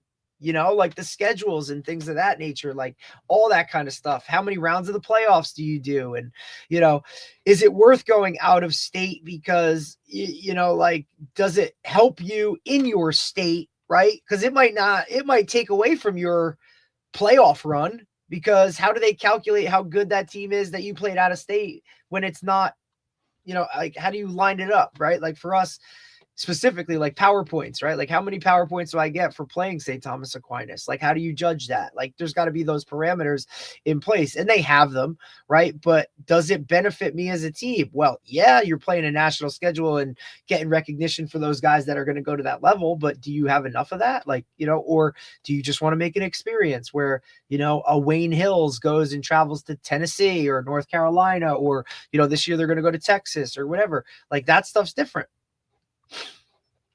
No doubt. I mean, I love that stuff because I obviously football junkie. Like when I was coaching at Bosco and it became a national thing for me, like there was so much that I didn't know on that national level of like how things go, and some of these other teams that you're seeing, right? Like a De La Salle or a Bishop Gorman, right? Or, an American Heritage, St. Thomas Aquinas, like even in the Maryland area, St. Francis, Gilman School, right? Like Good Counsel, all of these teams, like, wow. Like, you know what I mean? Or if you go to Ohio and you're playing Massillon, or, you know what I mean? Like some of these schools have national recognition. That's really cool, and an experience for a lot of, like, if you're a public school, like majority of those guys aren't going to go play college football, so they'll never get to travel for an overnight game or something of that nature. If you can do that in high school, I just always thought that was such a cool experience. If you do it the right way and kind of match it up so that you're not going somewhere and just getting steamrolled or crushed, right? Like look at even Coach Blum down in Delaware, right? At Middletown. Like he's incorporated a national schedule and plays teams that are, he's not flying across the country, but he's playing the best teams that he can kind of get to. You know what I'm saying? Like that's really cool. Yeah, of course. There's no doubt. I mean, there's more of a national emphasis. No doubt. And obviously, I think, like, would you agree that social media has kind of added to that because it's allowed others, like it's allowed people to see other things outside of their state? Oh, there's no doubt. I mean, social media is probably the biggest driver for that. It's right. Just like, what else people can do really well now? Anybody can be a marketer now. No doubt. So ChatGPT or whatever you use, you know what I mean, allows anyone to be a marketer. And I think that has made it like, if you want to do something, you now have an opportunity to do it, right? So I think that part's all changed a lot. I mean, it's really... Oh, yeah. I mean... And you've been on the forefront for it, so you know what I mean? Like, you've seen the evolution of it. The competitive advantage is not long in any of these things. So let's say I'm ahead of the game, right? Like I was for showcases, right? So let's say you're ahead of the game. Okay. it really doesn't last. Where you might have had, like when I had the showcases, I had like a hand, like 6-7 years before I really had to compete. You might come Right. out with something today, and tomorrow someone comes up with the same thing, and you're competing Right. head to head. No doubt. Literally tomorrow, and you have to be prepared to provide a level of service that so everyone thinks technology is what's going to give them the it's not. It's going to get you in the game. Technology gets you in the game, right? But it doesn't allow you to win the game. What wins the game is still going to come down to who provides a good service, who knows where to get the customers. Those kind of things are still a big deal. And like in sports, because sports is like, oh my God. Oh God. Like yeah.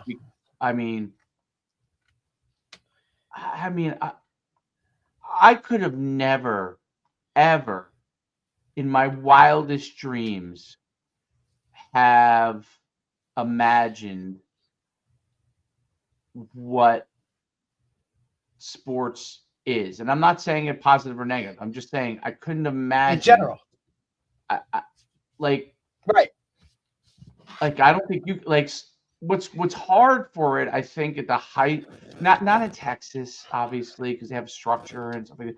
But when you get in these states that a lot of times are a little more, I call it Democrat leaning. It doesn't have to necessarily always do with politics, but just because less emphasis on sports per se, even though it's still everywhere you go, no matter where you are, no matter what the political kind of landscape is, sports are huge, right? So, but the places where like you could kind of do whatever you want, holy cow, it's crazy how it's exploded.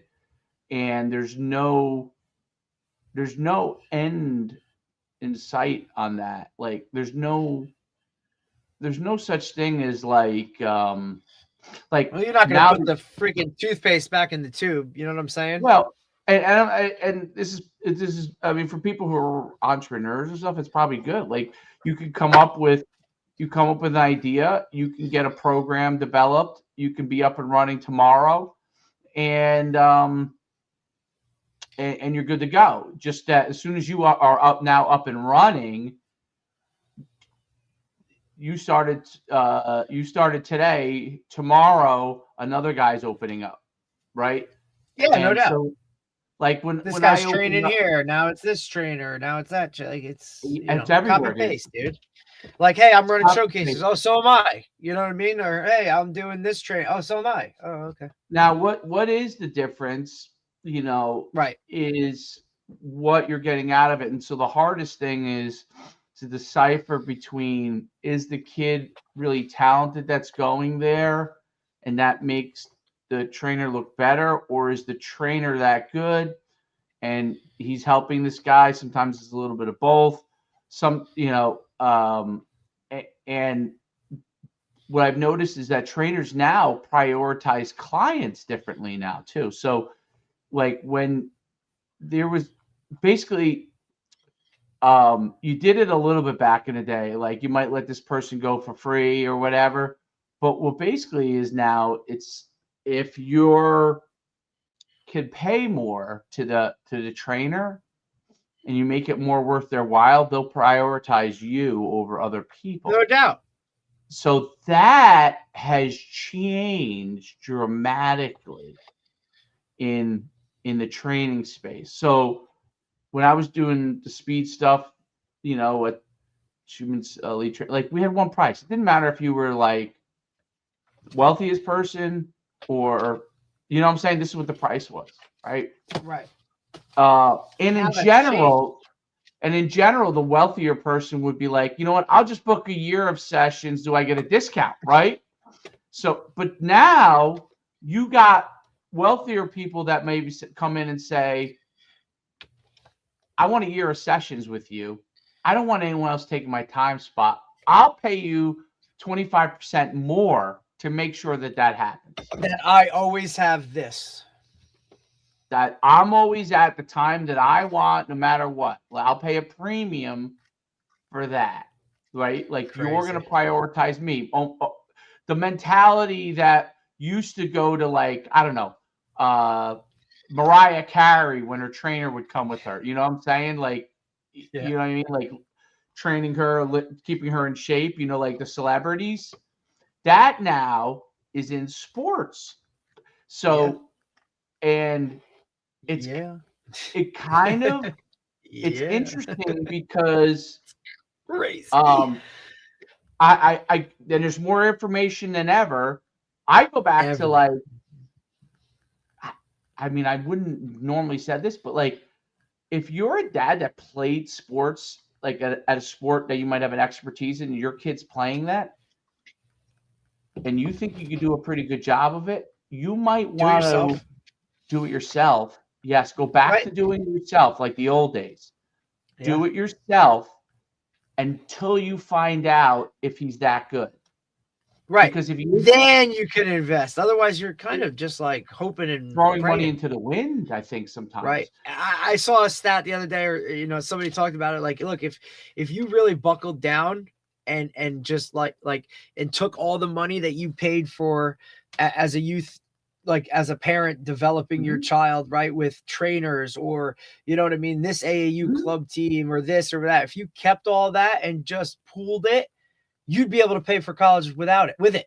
You know what I'm saying? Like, whereas here you are, you know, hoping that all of this helps him get this scholarship that, guess what? Like, okay, now it's, you know, $50,000 a year for this school and they gave you 12. You know what I'm saying? Like, like, what are we talking about? I watch trainers. I watch them. Yeah, I know. It's not that they're not good. It's not that they're not good. The majority of guys are not paying that close of attention to the details. And then go watch Chris. I always bring him up, Jeff Christensen. Go watch Jeff Christensen teach, and go watch other people teach. And what I see most of the time is, good job, great throw, good job, great throw, or whatever it is. Good shot, right? Good shot. Like, okay, what is that? What is a good shot? You followed through well on that throw, on that shot. Okay, you finished well with your hand, right? Like, there's none of that, dude. There's just like I want you to okay, you're gonna make a move here, spin out, throw the ball, going away from your body. Huh? What about his hand? What was finish on the throw? Like, why are we? I don't want to get in a quarterback realm of this, but can't we just work on them 3-stepping on a line, 3-stepping and coming forward, shuffling forward, 3-stepping? Can we get them good at that first? You know, can we get them good at 3-stepping, 3-step drop, shuffle back forward, 5-step drop, shuffle back forward? Right? Like, I agree. That's where I used to start when I used to teach it. Isn't that Holy where cow. you're supposed to start? Like, you know? No, we got to immediately backpedal into right. We got to do something that like you may or may not ever use. This. Coach, what's his name? What's the guy that's wild? He's wild. JB. Coach JB might be crazy. I used to be like, oh, he just hates on QBs because, you know. Well, he was one. He's an old school guy and he was a QB. But the more I see it, I'm just like, none of these guys are good. They're not good. Yeah. Okay? Like, why is everybody throwing sidearm? Why are they all throwing like a 2/3 release or 1/3 sometimes? I don't understand it. Can you explain it to me? I wonder if you could explain it to me, because you're in high school.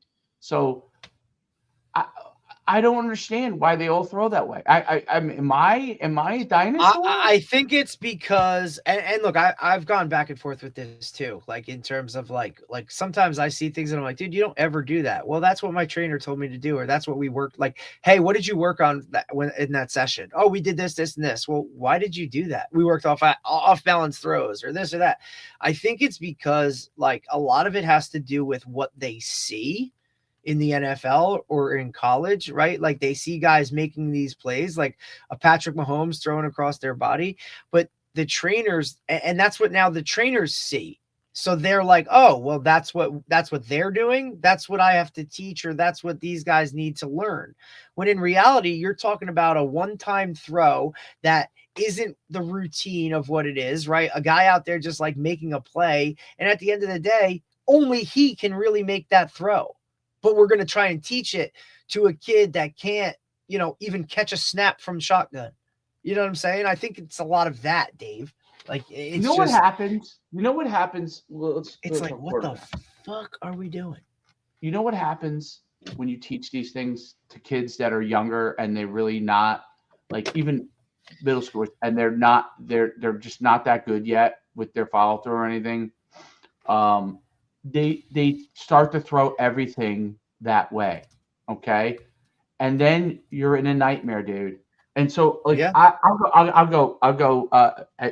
pull up a video and I'll see Jeff Christensen showing something, and he's one of the best because of the footwork, and people hate the fact that he makes them bring their back foot to even, okay? Because they want everybody to just turn their hip and throw from there.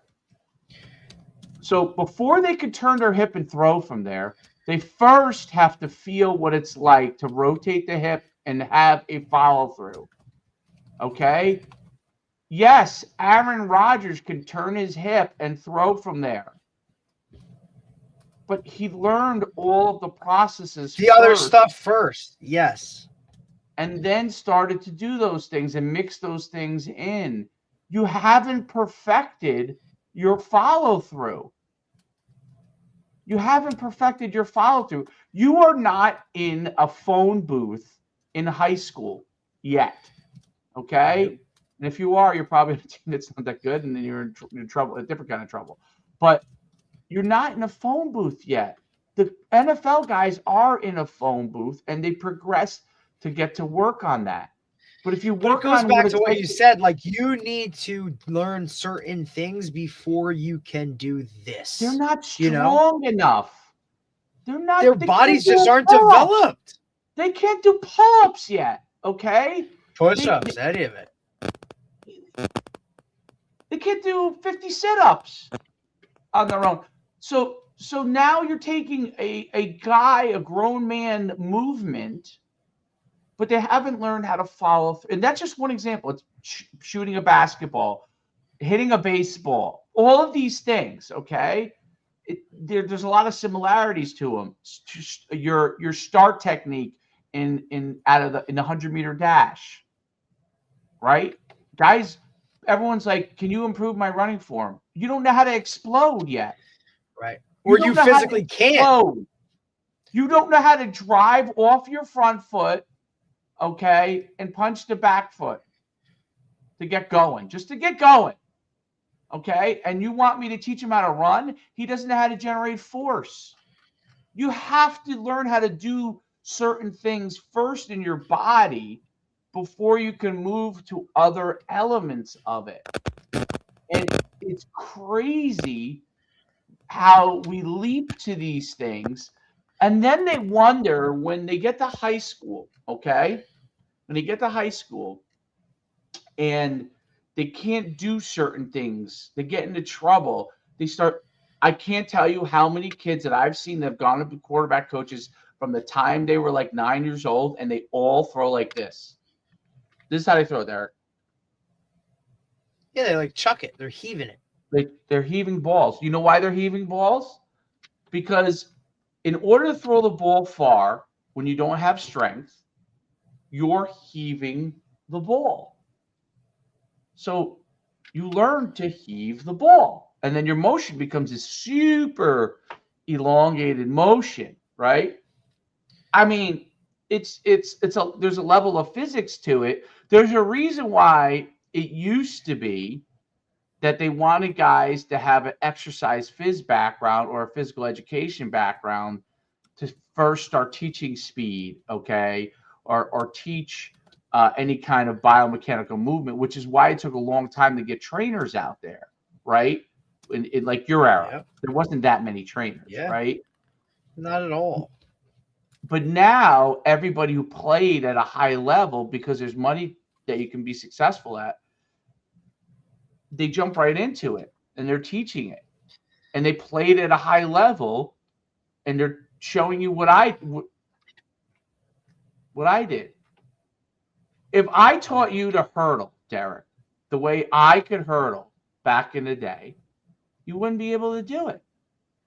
You would not be able to hurdle that way because we first learned how to walk over the hurdle with a trail leg. We learned how to step over it. There was a process to it, but that's not what sells training sessions. So that's not what they do. Right, because they just want to jump you into going right over the hurdle right away without understanding what it feels like. Right. Or they just want to like throw this out there because, hey, this is going to sell. No, well, what it is it looks really good. Like that's what I mean. All the change in direction movement. Optics. Let's ask this question. If you change direction 20 times in one drill, okay, and then go, like really quick feet, change direction 20 times in one drill, and you're young, multiply that if you do that 2 days a week, okay, for 8 years, the level you're putting of stress on the knees they're not playing a game because they're still going to play a game. They need to change direction and explode. And as they get stronger, unnecessary stresses pack on more. And it was always my belief, and you don't know where this is, that like running backs, for example, have a shelf life. You don't know what it is. Okay. Derrick Henry somehow can handle Derrick Henry somehow can handle 1,500 carries in high school, still have a bunch of carries in college, and be able to be a pro. But he's also a guy that can spend how much money to take care of himself. Correct. And let's ask this question. At Alabama, he didn't carry the ball that much. They split carries. Yeah, because he had a lot of 5 other guys that are in the NFL. Right. So if you think about it, Alabama, he almost got a little bit of a 3-year rest relative to the load he was doing before. Right. Absolutely. In high school. No doubt. And most guys aren't, Derrick Henry. But no doubt. There are guys that have a much shorter, and you don't know where that is.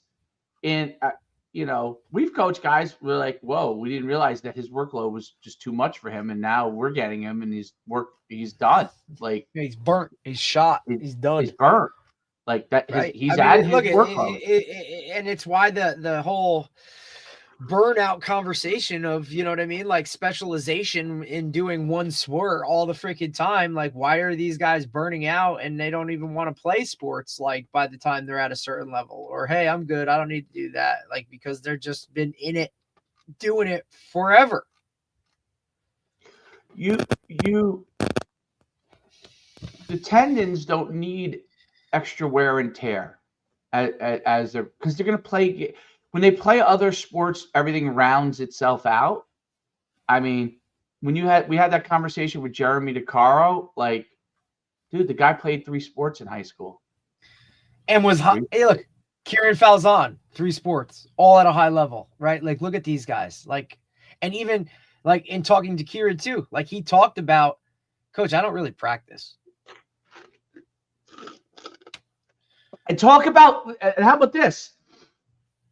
If football would be a sport that you would say in season is a breakdown sport, like physically breaks down your body. Yes. Right. Okay. Well, Dave, it's why we have that conversation of like, look, man, you're the first day of practice is when you're going to be healthy, and that's it. You know what I'm saying? Like, you're never going to feel 100%. That's just the nature of sports, and not only sports, just sports in general. right? Like majority of sports are breakdown sports. And if you constantly break down, eventually you're going to stop at some point, right? I think basketball is a build-up sport, right? Although when you Yeah. get too many games, it can be, then it But I starts think creeping. the game But thing in starts creeping general, in. The game yeah, if thing you creeps keep it in, man. moderate, it's probably a build-up sport. It's not. Track and field is obviously a build-up sport. Baseball, I'm not. I get for pitchers, it's probably a breakdown. For regular players, probably a build-up. You know what I'm saying? Like not Yep. pitchers. Pitchers is kind of a breakdown. Um, Wrestling is both a build-up and a breakdown. So competition is more of a breakdown. The actual sport in practice is really a build-up because you're getting stronger, you're moving, but the losing of weight and the tournaments probably have a breakdown effect on you. So that's probably a both. But that's what's important to know about different sports, right? Like, and those kind of things can really. Now, if you're a mega distance runner, that actually might be it's probably both a build up and a breakdown. Like if you're like a marathoner, the training is good for your body, but the excessive training, can actually break you down over time, your knees and your joint. So of course, I think that that's the part. Like trainers have to be build up people, right? And I don't think it's sexy though when a parent comes in. Nope. This is that's part of the problem. This is the part for them. What did my kid get out of the session? Right. Well, what he gets out of it is over time, right? Like so. Right. This isn't going to be like you're not going to reap the benefits. It's like those guys that go to trainers and it's like, hey, he runs a 4.7. He needs to run a 4.3. And he's got a camp at the end in 6 weeks. Get him ready. When a parent asks me, what can I, 50 questions of how am I going to get their kid faster? Go somewhere else. Do you think I even respond? Go somewhere else. I'm not wasting my time. You're already like looking already for a magic pill. Correct. Yep. That's what it is. How do I buy success? Doesn't happen. Can't help you with Just a magic part of the process.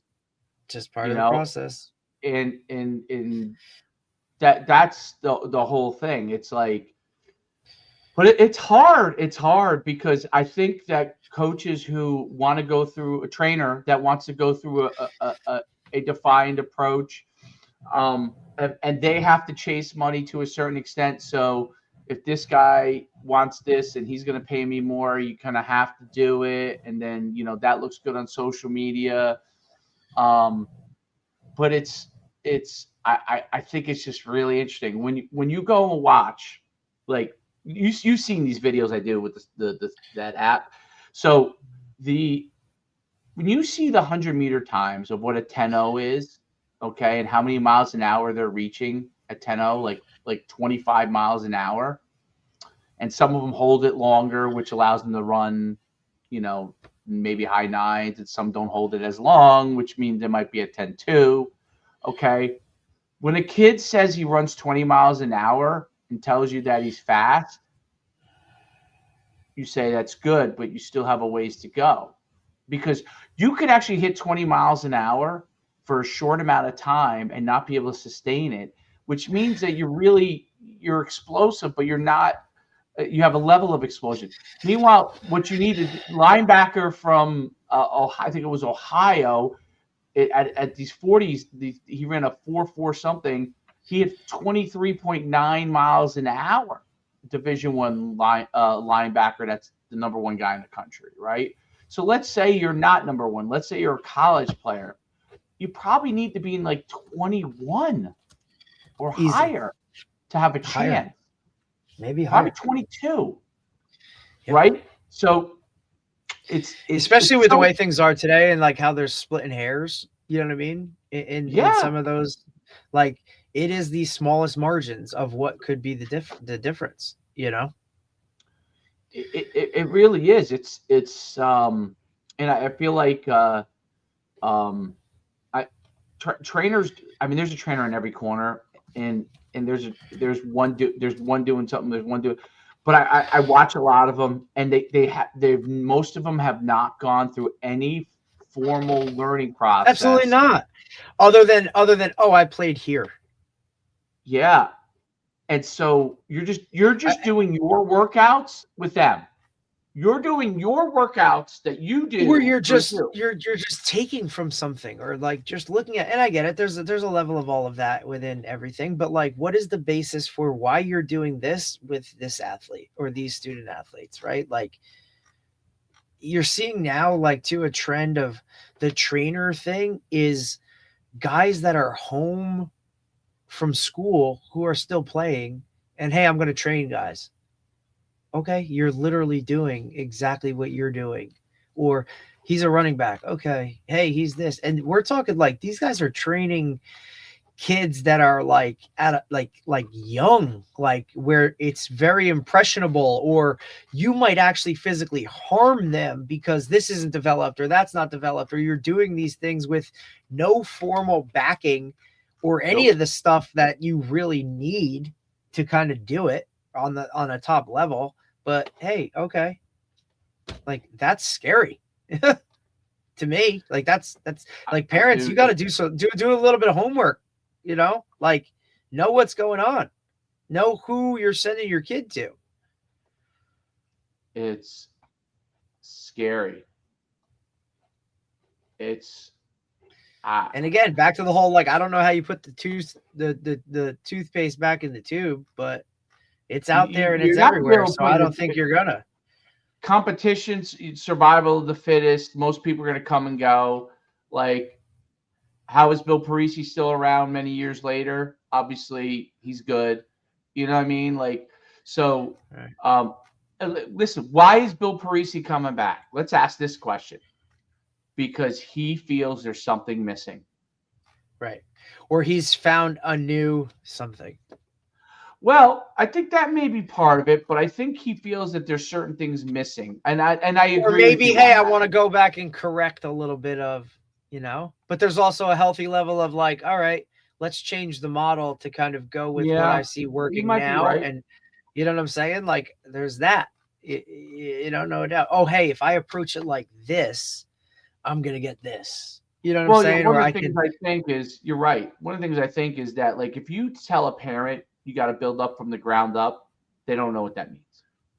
No. So, but if you use, like that's why this fascia thing is so big. Like, you say fascia, I go look it up. I go do stuff that's fascia driven, makes sense. But really, what am I doing? I'm building from the ground up. Mm-hmm. Right? I'm building from the ground up. I'm trying to help trying to help your athlete build the things that a lot of times get taken for granted when you when you train, meaning you jump right into something, but you haven't developed the ankles and the tendons, and so you jump right into hardcore training, and it becomes an issue. Survival of the fittest in training is the worst thing you could do with an athlete. Literally the worst thing you do. It was obviously how I grew up, right? That was what you did, okay? But correct. What you realize is that it's really the worst thing you can do, because some of the things you start to have problems with in college or in high school, you know, depending on like the genetic of the kid, right? Some kids it's going to happen to in high school. Some kids who are maybe stronger are going to happen sooner. Some kids who are really, really strong might not happen until if they're that good in the pros, right? But at some point, they're going to have some of those issues depending on their level of what they are.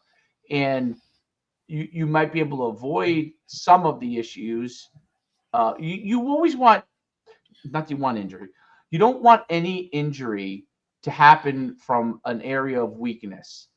An injury can happen from a catastrophic step, a catastrophic movement, a movement that is unpredictable. Okay. Yes, you could do things to stop that by building them, but there's sometimes things that are not always controllable. but yeah, I think that's the thing that we get. You know, I mean, it's hard, dude. And we're not in a state that there's more train. We're actually in a state where there's not that many trainers, and I feel like that, right? Like there's really not that many trainers here relative to like I'm sure Texas or Florida, right? So, it's one of these things, and then the trainer is no longer around, and you're like, okay, and now you're getting trained a completely different way the next time. That I mean, quarterback wise, that 100% is going on everywhere. Like this guy trains this way. That guy, I didn't know there were that many ways you could play quarterback. Like, I mean, I understand there's different body types, and a shorter guy might have to do this, and a tall guy might need to do this. But like, everybody teaches the position completely differently, which is really wild. Basketball, okay? Someone shooting. For the most part, the dynamics of how you shoot a basketball are very, very similar. Now, guys have different shooting styles. Wemby might, because he's taller, might shoot a little bit differently than this guy, or they might grow up doing something the wrong way, and then you might adjust. But in the end, if you're shooting a three, your hand follows through, right? Like, this still happens no matter where you're shooting from the majority of time. So would you teach someone to throw a shoot going across their body? No, of course you wouldn't. It's so crazy to me that in football we do these kind of things. And which is, by the way, what I kind of like about the O-line, D-line in a sense. You probably could teach it this way, or this way. That's it. Like, depending on some preference or blocking scheme, right? You're teaching it this way if you're running zone, this way if you're running a down scheme, this way if you're pass pro and you're a retreat pass pro, or this way if you're a kick side. And that, those are the different things. But you're not going too far out of the realm, because if you do, you're not making the block, right? Like, you're just not, right? Like, you're not making the block if you teach a guy to cut and he doesn't see what he's cutting. I mean, but yet we do the same thing with wide receiver. That's why Ja'Marr Chase and what he's talking about in his videos, why they've gone viral. Ja'Marr Chase's videos are so good. Like, he's like, at the end of the day, you've got to get into your route quick enough and into your breaks quick enough and out of it quick enough that the receiver can look at you as an option to throw the ball to you. Yep. It's amazing. You're not in dance class. You're not in a dance class. You're not in a dance class. Yeah, I mean, you're in a. What do you do when you do all those dancing moves, and the guy who rolls up on you is better than you, the DB, and he's playing you man to man, and he's got longer arms than you, and he's faster than you, and you go and do all kinds of dance moves. What are you going to do now? He's just going to jam you and ride you into the sideline.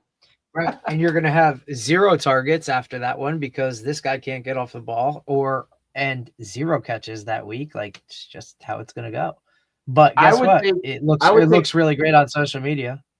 I would take if I was a receiver coach in college and you sent me a kid's film and like his highlights, and I'm like, this guy could be a dude. And I would be like, can you show me the video of him against the best DB he plays against?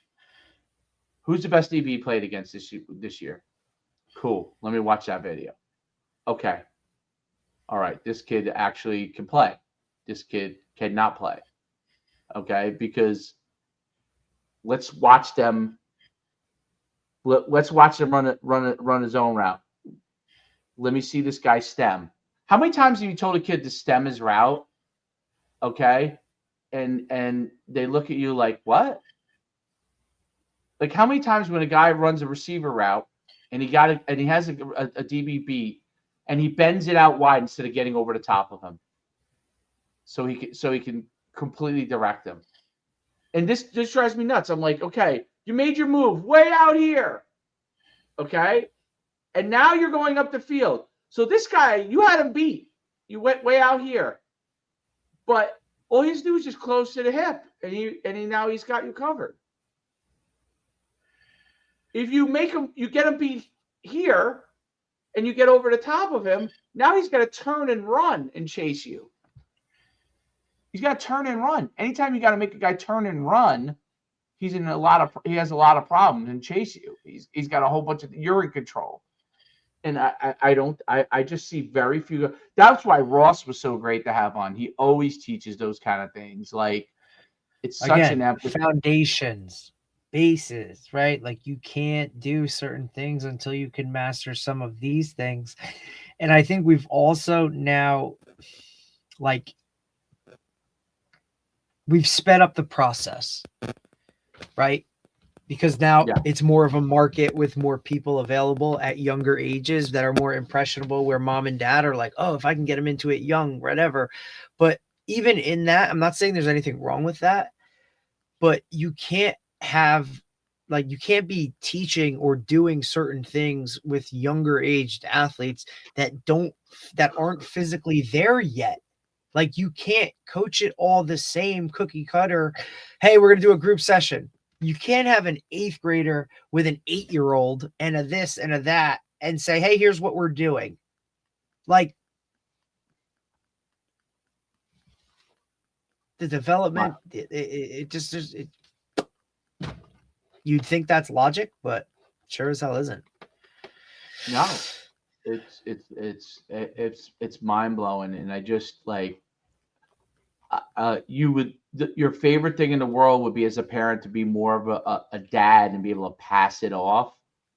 And if you didn't have any knowledge, you're almost you're in a better space, because if you don't know, you don't know. You know what I mean? Right. And which is why, we've talked about that numerous times, right? Like if you don't know, if you've never been hurt, you don't know what being hurt, like the mentality of being hurt. You know what I'm saying? Like, hey, I never got smashed going across the middle and got a concussion, right? Because that never happened. I never worried about going across the middle and making the catch, right? Like, I watch it with my daughter. She doesn't know if I jump off this, I could break my arm. She just doesn't. You know what I'm saying? Like, it's part of the learning curve. Now I'm there to kind of keep it whatever or support her. Like I know she can't fully get across the monkey bars on her own on a playground. So what am I going to do? Well, I'm going to let her do it to the best of her ability with me helping her so that she sees it as successful, and then little by little take it away until it's fully independent. That's how I'm parenting. That's my thought process. That's what people did for me. I'm going to help her build it up. Hey, baby, if you want to do the monkey bars, let's do this. And guess what? You're going to get stronger so that you can do those monkey bars by yourself, right? Like, but you have to allow that healthy level of like risk to go into it, but also monitor that at the same time. I'm not going to have her do things that she can't freaking do and have her get hurt or something negative happen, where now that negativity or whatever, that negative thing that happened is going to take over all of the positive things that she could be if she doesn't know that, right? Does that make sense? Absolutely. Makes 100% sense. You're there to support and develop in right. It's for down the road. It's not for now, right? Exactly. Like, hey babe, you're going to be able to do the monkey bars by the time you go to school in August or in September, right? Like you can't do it now. And for young kids, like that's when, tantrums happen or this or that. And it's like, you just have to police it, tolerate it to a certain level of, hey, we don't do that here. Or, hey, that's not where we start. In order to do that, you have to do this. You have to teach some of that. Like, I think that's teachable, Hey, we don't just jump into a hang clean. We got to start with this. We got to start with that. Okay. Then we progress to this. Not everything is, like you said, a magic pill. Doesn't work like that. Which is No. probably why society is the way it is, because everybody's expecting that. Right? Hey, I want to lose weight. Okay, where's the Ozempic? Like, Yes. And those things are Hey, let's helpful. again, agreed. In doses. You know what I'm saying? Or with a calculation for a buildup or You a still have process. to work out. You still have you're to not do gonna- certain things in order to attribute that, right? Like, hey, if you eat healthy, you're going to lose weight. Yeah, but you have to exercise with it. You know what I'm saying? Like, we Right. could go back and forth with shit like that all day. No, Hey, you're going to throw touchdowns, but you got to be able to do this first. Catch a snap. Well, so the general athleticism development thing, okay, is it's such an important thing. I think when kids are I made the mistake in some of these areas. Like I was like, oh, and then they're like they don't want to do it, and I'm like, Yeah. you know what? I'm gonna have to sacrifice a little bit of your batting average because you're just not there to want to do hitting all the time. You know what I'm saying? You're not gonna sit in the cage for but hours and you hours love- and hours. but you love playing let's say baseball, for example, right? You love course. playing it, but you're not yet there to put in all the time. Okay. Mhm. Which is cool. Like, and then you play that. Now you still have to learn and all those kind of things, but that you're still doing the athletic movements. And I do think You're there's a push and preparing pull. for it. I mean, there's a push and pull, like Well, there has to be a little bit of that. you might Especially do with the age. Yeah, I think as they go through it until they get to high school, like you might be like, hey, I'll do travel this year. Great. Next year you might be like, I don't think we should do travel. I think that's also parents have to be like, that's okay, dude. Like you don't have to keep with the Joneses. It helps you. If the kid really loves it, absolutely go ahead and do it. If he went through it and he's kind of like a dragging a little bit, right? Like you, Take like the so now, season what do you off want? that. To do? You want to play play rec. that game? Play rec. Right, right. Next year. Right. You Stay know? involved, but you know what? It's not that serious. Yeah. Or what I do like about basketball, and baseball does this too. Like you can say your level. You don't always get it. They don't always get it exactly, but at least you can tell them your level, what you think your level is, and they're doing Right. their best to match it. You might play some better teams, you might play some worse teams, so they do their best to match that from that standpoint. I think that's good, because everybody's at a different stage, and then as a kid might think he wants more or less, they can kind of scale up or scale down. But so I do think that part is good, but it's really interesting when you talk to these coaches and you see what high school is like, and what they at high levels and what they have to do in order to succeed. You think that when they're younger levels that you've got to do everything you can, and then it's just like, yes, but what are you going to do when a guy just walks in that's just better? When he's just an alien. An alien. You did everything right. Right. It's the same with like recruiting. Hey, I did everything right. How come this school won't give me a scholarship, but they gave it to this guy? It's like, well, he's better. He's just better, right? And then and the sooner you can realize that there's other people out there that are always going to be better, and you can close the gap, or you can beat them out with like hard work. You have an opportunity to be a good percentage of it, but even in that, it's still not going to be what you want perfectly, and it might just be a situation. Had this happened a year earlier, a couple weeks, you know what I mean? Like there's always going to be those intangibles about like, hey man, that's just life. Sorry. That's an important point, dude. Like that's some of these things are just life, and and that's how you got to chalk it up. Because for me, coming from the city, came from the Bronx, right? And he always said this to me, because I was obviously a small town guy like you. I was the fastest guy in town at the time. Actually, in my senior class, there was actually a kid that was as fast as me. But but that was because he would find all these track kids and just figure out how to make them good. But like he there's a kid that was 6'4" that was on my track team who was our best 100, 200 meter guy, and he was great. He was great, but and he's a good example. Like the dude didn't really do anything other than his raw athleticism until he There's was so many of those guys, right? and then he Especially put when you in go the to work college. his senior year. He was sectional champ in 100, 200. It's why I talk about too at the high school level, right? There could be a kid on your team that as a freshman, you're like, oh God, he's number 53 out of 53. Then as a sophomore, you're like, oof, I don't know. He's getting a little better. Like now he's 43 out of 53. Junior year comes, he's still playing JV and maybe not even starting on JV. But then all of a sudden, senior year comes and he's an all division guy. Well, why? Well, there's a million reasons why. He stuck with it. He kept working out. He's matured physically. But like now mentally, like, hey, I'm a senior and this is coming to an end. And all of a sudden you're like, hey, dude, you just helped us win a bunch of games. And that's cool. You know what I'm saying? Like that's the whole thing too. Like, don't count this guy. One of my biggest pet peeves are coaches that just write guys off from like, he sucks. He's never going to be able to do anything for us. Buddy, you have no fucking clue what's going to happen in 4 years. Or like whether it comes to physical, hitting puberty, whatever that stuff is, mentally, like how he matures and grows and does all this stuff. And like, maybe he falls in love with this, or maybe he does love this way more than the guy that's 6'4" and already running or whatever. And that guy's like, hey, I'm done. I'm good just because I'm good. And he might always be that good. But this guy's going to keep working. He's going to love it. He's going to buy in. And all of a sudden, he can leave having a really good career and helping you win some games.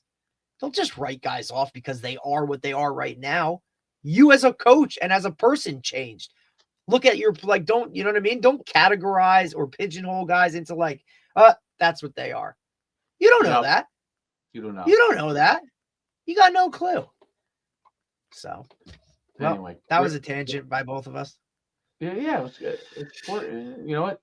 Tangents are important. Yeah, buddy. We got to puke it. You got to puke it out at some point too. But listen, I'll tell you, tomorrow we got a good one that kind of just came up and hit out of nowhere. An NAIA head coach, Dr. Nick Garrett, NAIA coach. And he's a doctor. So obviously, you know, he's put in the time. From Andrew College in Georgia. So I always love talking to the NAIA guys because it's so different. And he's a head coach. So it's going to be, I'm excited to talk to him. Interesting. Hell yeah. Really? Rock and roll.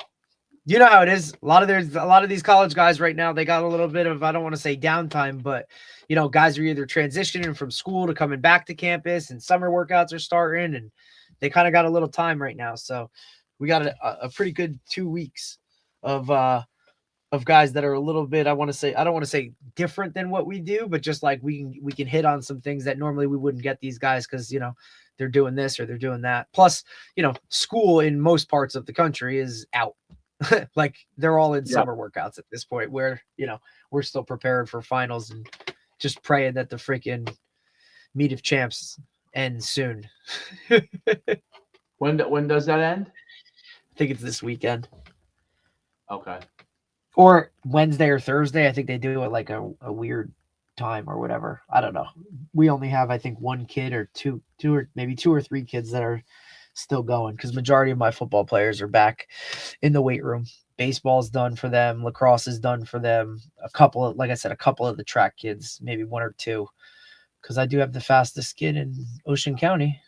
Not a football player, but he was trying to figure out a way to, I mean, hell. Yes, man. I mean, he can run by a lot of people, but you know how that works. Once there's a little contact involved. I mean, I might have to Forrest Gump it and have somebody catch the kick return for him and hand it to him and say go. Speed kills. Hey, sub 11. Yeah, speed kills. If you can get him in a He's sub 11. position. Don't worry about defense. Just put them on the offensive side. Like, buddy, just do this and And be it's gonna great at come it. here. Right. Like, because there ain't nobody like you literally numbers wise, just you're the fastest 100-meter kid in Ocean County. Right. So you're already kind of here, buddy. So let's figure this out. The joys of coaching, buddy. No doubt. Great podcast. Good job. Thanks for All right, buddy. starting it. Sometimes No, you're cool. in these mornings, I'm like running around. Well, I And, think too coming up, like one, because obviously summer our schedule changes, right? Like, and we go in the mornings. So I think I'm gonna push a lot of them to like 11-ish, 11:30-ish, somewhere around there. Just because like the mornings get wild and stuff, and I don't want to have to, whatever, rush these other guys around or any of those other things. But we're pretty much 10 a.m. for the rest of this week. Next week we have a couple guys from the West Coast. So like Monday's an 11, Tuesday is going to be another 8 p.m. type of situation. And because I'm trying to get guys on that are like, you know what I mean? Like if they just took over a bigger name program, like how do I fit them into the window and stuff like that. So, but I know it's all good when it comes to schedule with you and whatnot. Like we make it work, which is cool. Maybe we need a New Jersey high school football chat Twitter page. That would be a good idea. I could probably build that. That's why I bring it to you. I could probably build that. And hey, in big news in the state, and then this is where we'll go because 2 hours and 30 minutes, we're still rocking. But like St. Peter's just made a move, right? So their OC is going to take over, right? Obviously, that's a big thing in the state of New Jersey. Not only because it's, one of the, top 5 probably big time programs in the state, but just because it's, the last name that's been attached to that from a coaching standpoint has been the same name from the jump. You know what I'm saying? Like whether it was dad or son and now it's kind of changing the guard ultimately. And Coach Flaherty's been there for a really long time. He's a really good dude. I like him. I think he's a really good guy. And so he's taking over now and shit, man, like ready to rock. The rich get richer, I guess. Oh, where was he at before? I think he's always been there. He's always been there. Went from being, I want to say, running backs to DBs and then to OC. And I think he's had that for a couple of years now. And then obviously transition into to wearing the big boy hat. Head coach. Interesting. Well, rock and roll. Great program. So, no doubt. In an interesting area in the state. You know what I'm saying? Like talking Jersey City. Yeah. No doubt. That in itself adds its, intangibles. Oh, yeah. But they pull from a wide area. As all of the pro kids do. Correct. It's like, and it's also, it's like kind of one of those. I mean, look, I'd love to have that and be able to go grab whatever talent you want, but not how it works, public school, buddy. Like we develop what we develop and we get better. So all good, man. Enjoy the rest of your day. I'll talk to you later. All right, you got it, bud. Later.